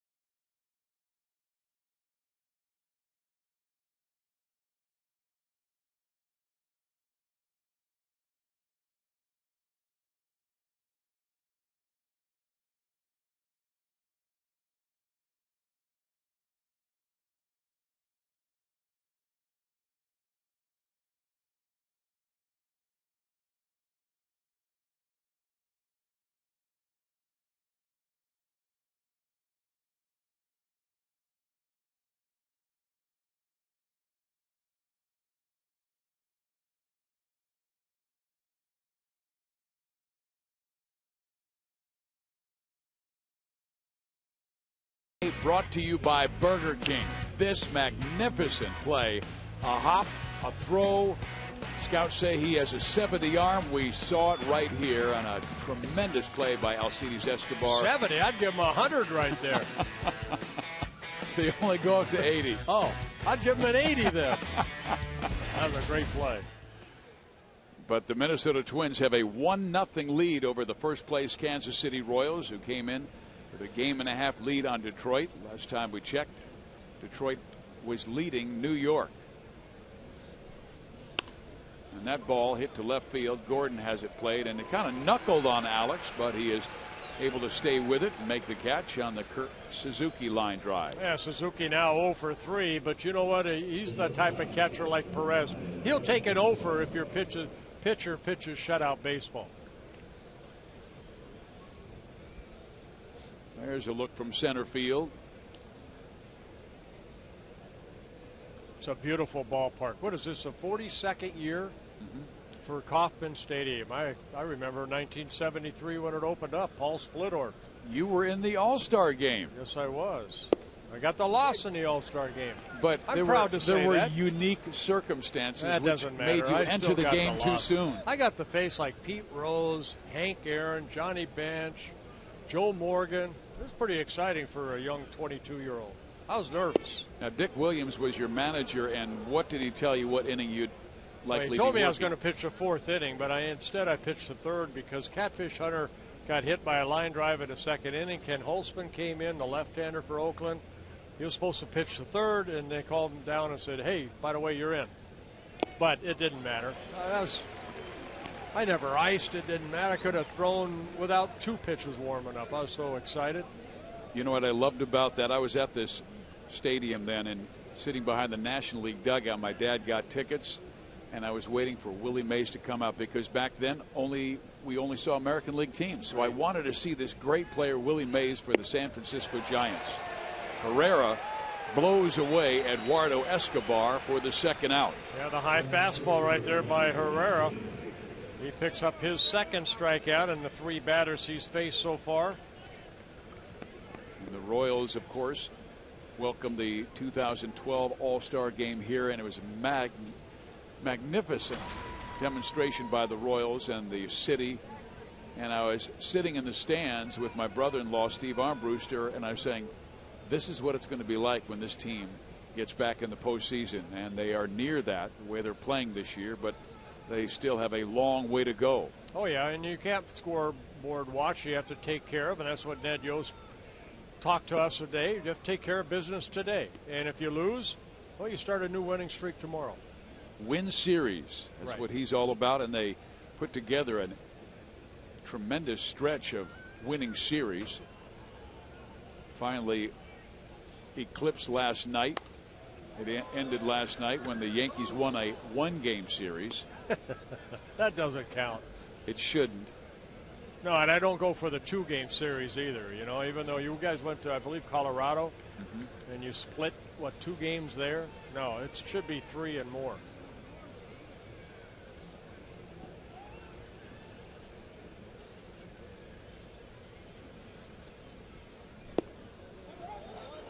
Royals won 9 straight series.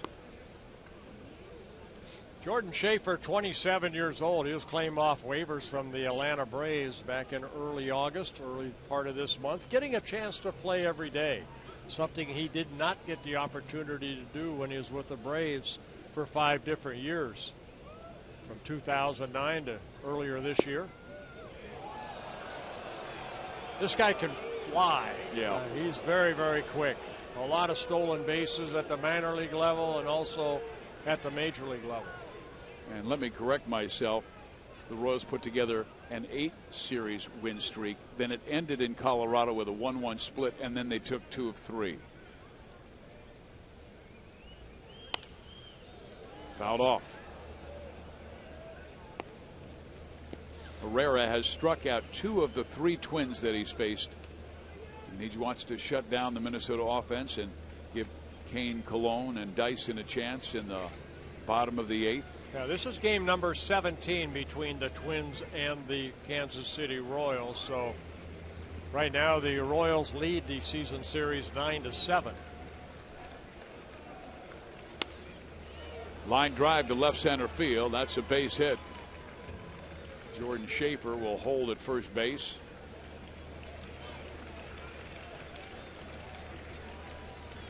On Sunday, college football's opening weekend on Fox Sports 1 concludes as the SMU Mustangs try and upset Bryce Petty and 10th-ranked Baylor as the Bears open up their new beautiful stadium. Coverage begins at 7 o'clock Eastern on Fox Sports 1 and streaming live on Fox Sports Go. You know, Schaefer hit that ball. That looked like a double the whole way, but you got to credit Dyson getting over there quickly, because when Schaefer left the box, I know he's thinking double.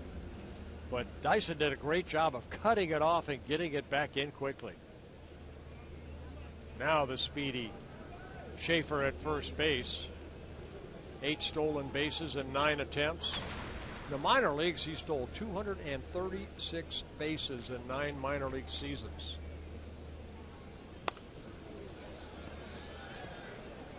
Herrera used to have a bigger leg kick from the stretch, and he was easy to steal on, but he sped that up, quicker home. I think that's what Perez talked about too. He went out there and talked to Herrera and said, hey, no high leg kick.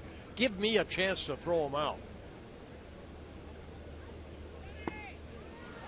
Then he comes back with that off speed, and his off speed pitch is most guys' fastball. Good change up right there. He has Santana down 0-2. You might see Schaefer take off anyway. The worst that happened is Santana lead off the next inning. But he stays, and the ball gets away from Perez. And that will get Schaefer into scoring position. It'll be a wild pitch charged to Herrera that got underneath the glove of Perez. Did it skip off the plate? Oh, just to the left of the plate. And for Herrera, his first wild pitch of the year. He's gone back-to-back off speed.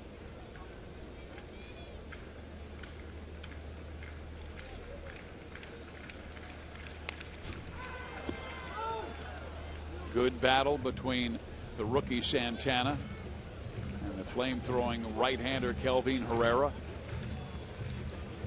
One thing Santana has shown the Twins, he's very strong with his wrists. He's got that Rod Carew type of wrist action.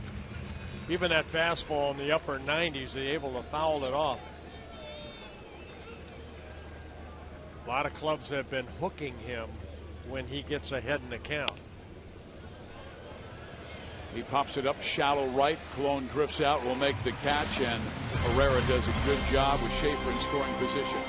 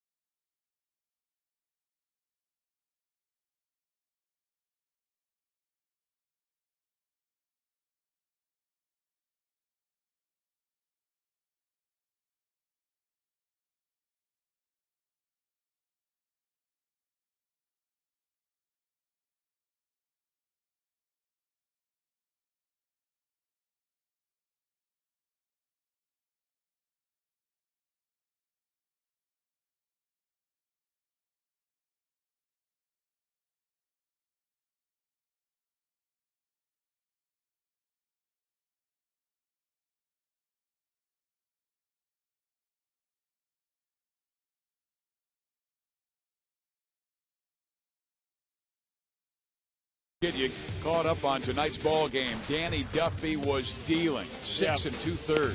Both starters pitched great. 6 2/3 innings, a 1 earned run. Ricky Nolasco, first time this season he has pitched shutout baseball, and only the 4th time he's gone 7 innings in 21 starts. Joe Mauer, the RBI single in the 7th inning. So far the only run, and the runs put on the board. Well, I believe that the Royals are mighty pleased that Ricky Nolasco has left the game. And the new pitcher will be Jared Burton, hard-throwing right-hander. Yeah, Burton making his 56th relief appearance. He last worked in Game 2 on Saturday. Fastball, very good changeup, and a hard slider. And there is the fastball for strike 1 to Lorenzo Cain, who's flied out to right and struck out. Cain had a 4-game hit streak going, 7 for his previous 14 before tonight's game.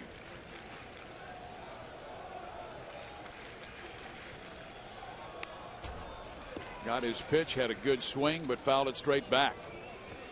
Burton in his 3rd season with the Twins. Normally in this situation, it has been Casey Fiend who's usually worked the 8th inning, and then Glenn Perkins. But on Sunday, Casey Fiend had a really tough outing and threw a lot of pitches. So Ron Gardenhire deciding to go to Jared Burton. Burton got knocked around on August 23rd by Detroit. That was Game 2 of Saturday's doubleheader. Gave up 2 runs in an inning and a third.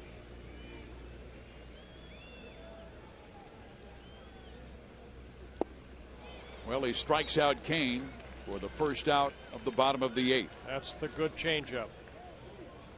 Time now for a game break. We send you to Chris Myers in Los Angeles.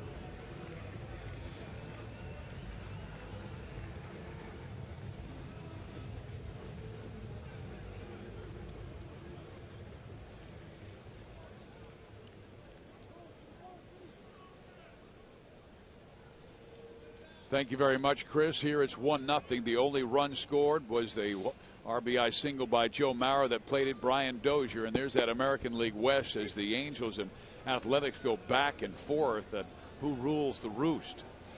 And you wonder if Seattle's going to sneak in, because there's a lot of games left between those 3 ball clubs. So you have King Felix, you don't know what might happen. Ground ball right side. Dozier has it. He'll throw out Colon, and 2 quick outs in the 8th inning.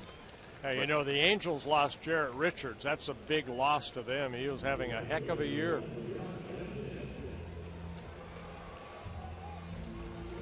Budweiser, the official beer of Major League Baseball, presents the walk-off. Great walk-offs are waiting at foxsports.com/Budweiser. Grab some buds. Perhaps we'll have a walk-off tonight at the K. As if Burton can get through this, Glenn Perkins likely will face the middle of the order. Dyson has been on once, but then was picked off by starting pitcher Ricky Nolasco. Well, again, Trevor Plouffe playing in on the grass. Take the bunt away from him. Make him earn his way on. And Dyson would like to do what he did last time. Just slap that ball toward shortstop.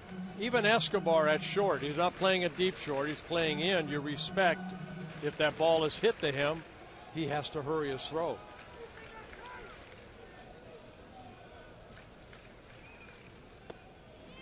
Good change up there by Burton.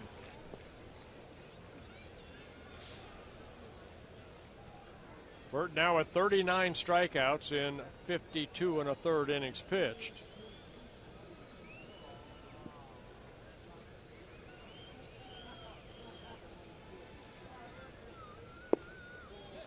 Yeah, his key has always been staying healthy. 9 times on the disabled list, Jared Burton.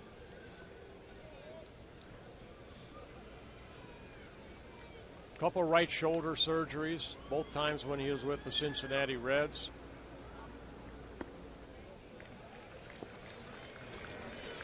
You saw Wade Davis and Greg Holland. They have been the guys who have shortened the game this year for Kansas City. Davis having one of those storybook seasons.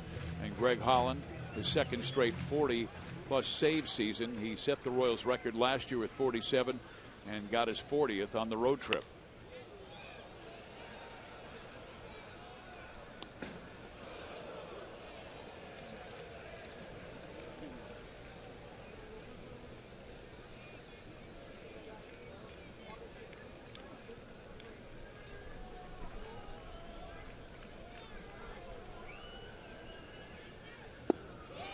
Burton with a couple of strikeouts and a perfect 8th inning. So Minnesota takes a 1-0 lead over Kansas City to the 9th.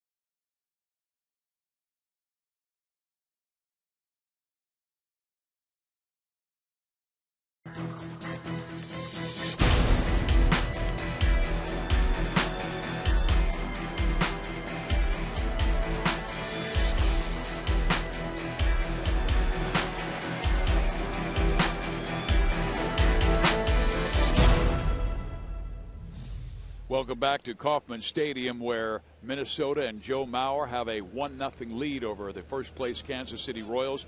Mauer knocked in the only run of the game, a single that scored Brian Dozier in the 7th. So out of the bullpen comes Wade Davis to try and keep it 1-0 and let the middle of the order go to work. The Royals will have Escobar, Gordon, and Butler coming up in the bottom half of the inning.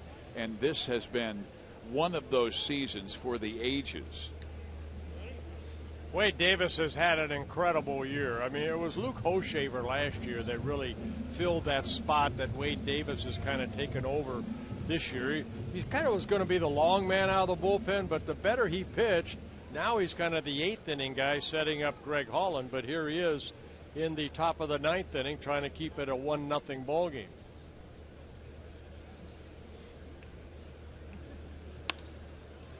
Fly ball right field. Kane goes back and will able to pull it down for out number 1.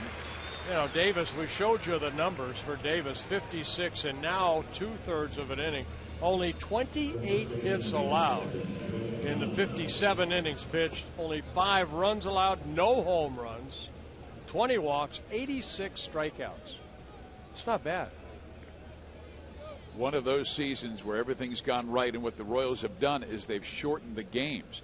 Now with Herrera being that 7th inning guy, the Royals, if they have the lead going into the 7th, they usually nail down a victory. They are 53-3 leading after the 6th inning. That is second best in the American League to the Minnesota Twins, who are 41-2. Yeah, both these ball clubs are kind of built of give me quality starts. Give me a quality start and see how you fare. And both clubs, when they get quality starts, fantastic records because they can get to a very good bullpen for both sides. Great pitch by Davis. That was his cut fastball at 92.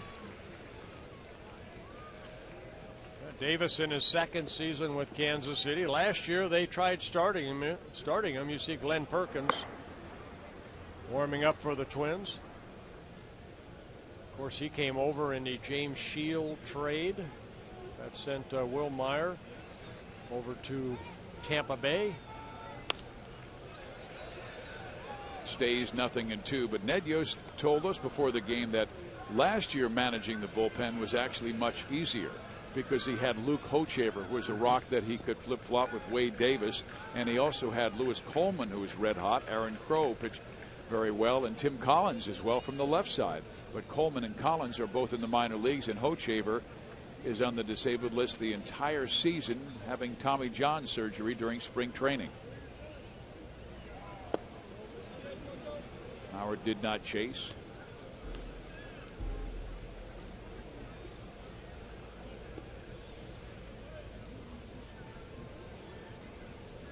Well, even Luke Hochevar was a guy that the Royals wanted as a starter. He was in the starting rotation. Finally, they said, okay, let's try him in the bullpen. My goodness, it panned out big time for him. Just sad he has to have the surgery now.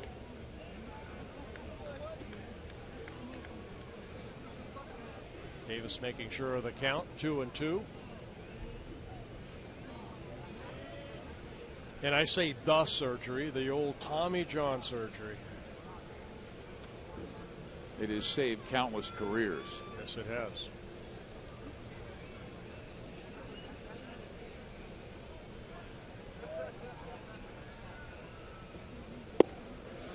The big talk this year, though, Bert, was why we're having so many Tommy John surgeries with health, nutrition, our physical programs much better than they used to be. I would say one thing to the young kids that are out there that play high school ball, little league, whatever it is, put the ball down for 2 or 3 months. Don't play year round. You know, these travel teams are nice, but the showcases are nice, but put the ball down. Go play another sport. You know, baseball, yeah, if you want to play up where these guys are playing on the varsity field, that's nice, but you can't play it year round. You can't. You got to let your body mature. We were talking about Duffy earlier about what he was in high school, how he got bigger and stronger. I was the same way. I was skinny little runt. You know, all of a sudden you start to develop. But I played other sports. I think a lot of guys that are in the Hall of Fame didn't just play baseball year round. Butler gives it up to Davis, and they get Joe Mauer. Hey fans, tune in tomorrow for Game 2 of this series on our regional sports networks. Coverage starts at 6:30 Central on Fox Sports North and Fox Sports Kansas City. I was looking for the pedestal. I had to step off a bit there. You'll be on with Dick Bramer with Fox Sports North, and Ryan Lefevre and Rex Hudler will have it for Fox Sports Kansas City. Yeah, I mean, I think a lot of guys. I ran cross country, and that helped me a lot for my leg strength. Played basketball, football, and a little baseball. Vargas to second base. Colon throws him out. The Royals with one more chance. Glenn Perkins will face Escobar, Gordon, and Butler when we come back.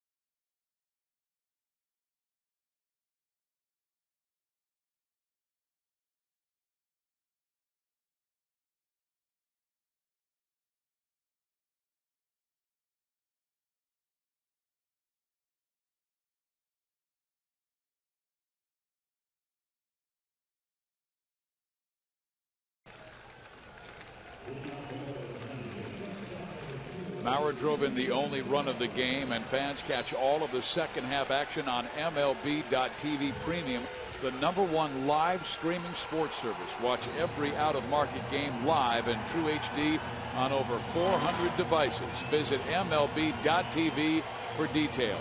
It's what the game's all about right here. You bring in your closer. It's a 1-0 deficit for the Kansas City Royals. The closer being Glenn Perkins, looking for save number 33. You have the heart of the lineup coming up.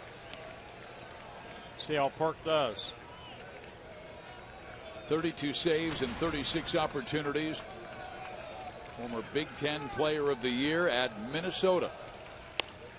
Escobar hits it in the air. Shallow. Base hit.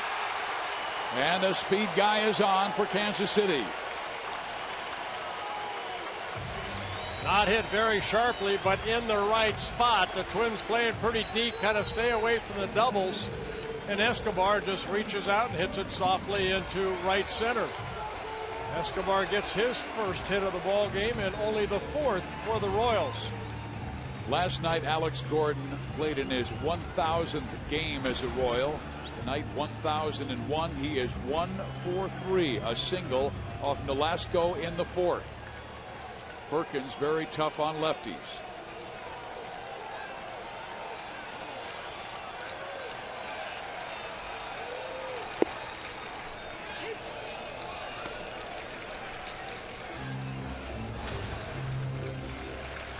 Perkins starts him off with a good fastball away. Or not bad numbers against the Minnesota lefty. Gordon to right field. Backing up the right fielder, and it's gone! A walk-off for Alex Gordon and Kansas City.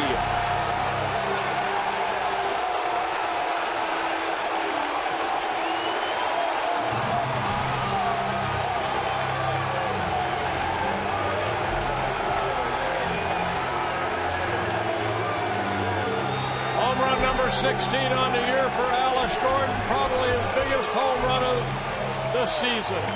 No question. That's how divisions are won.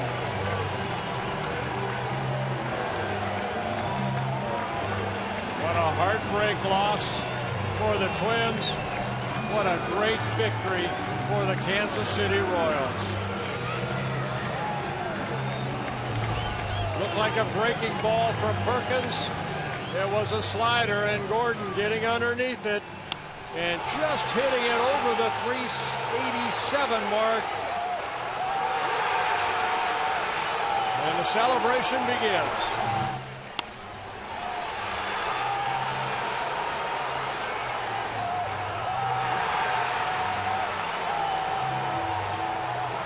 These are the moments that championships are made of. Amen, brother. The Royals are still in first place. Our score here in Kansas City, the Royals 2, Minnesota 1. Coming up next on Fox Sports 1, it's Fox Sports Live.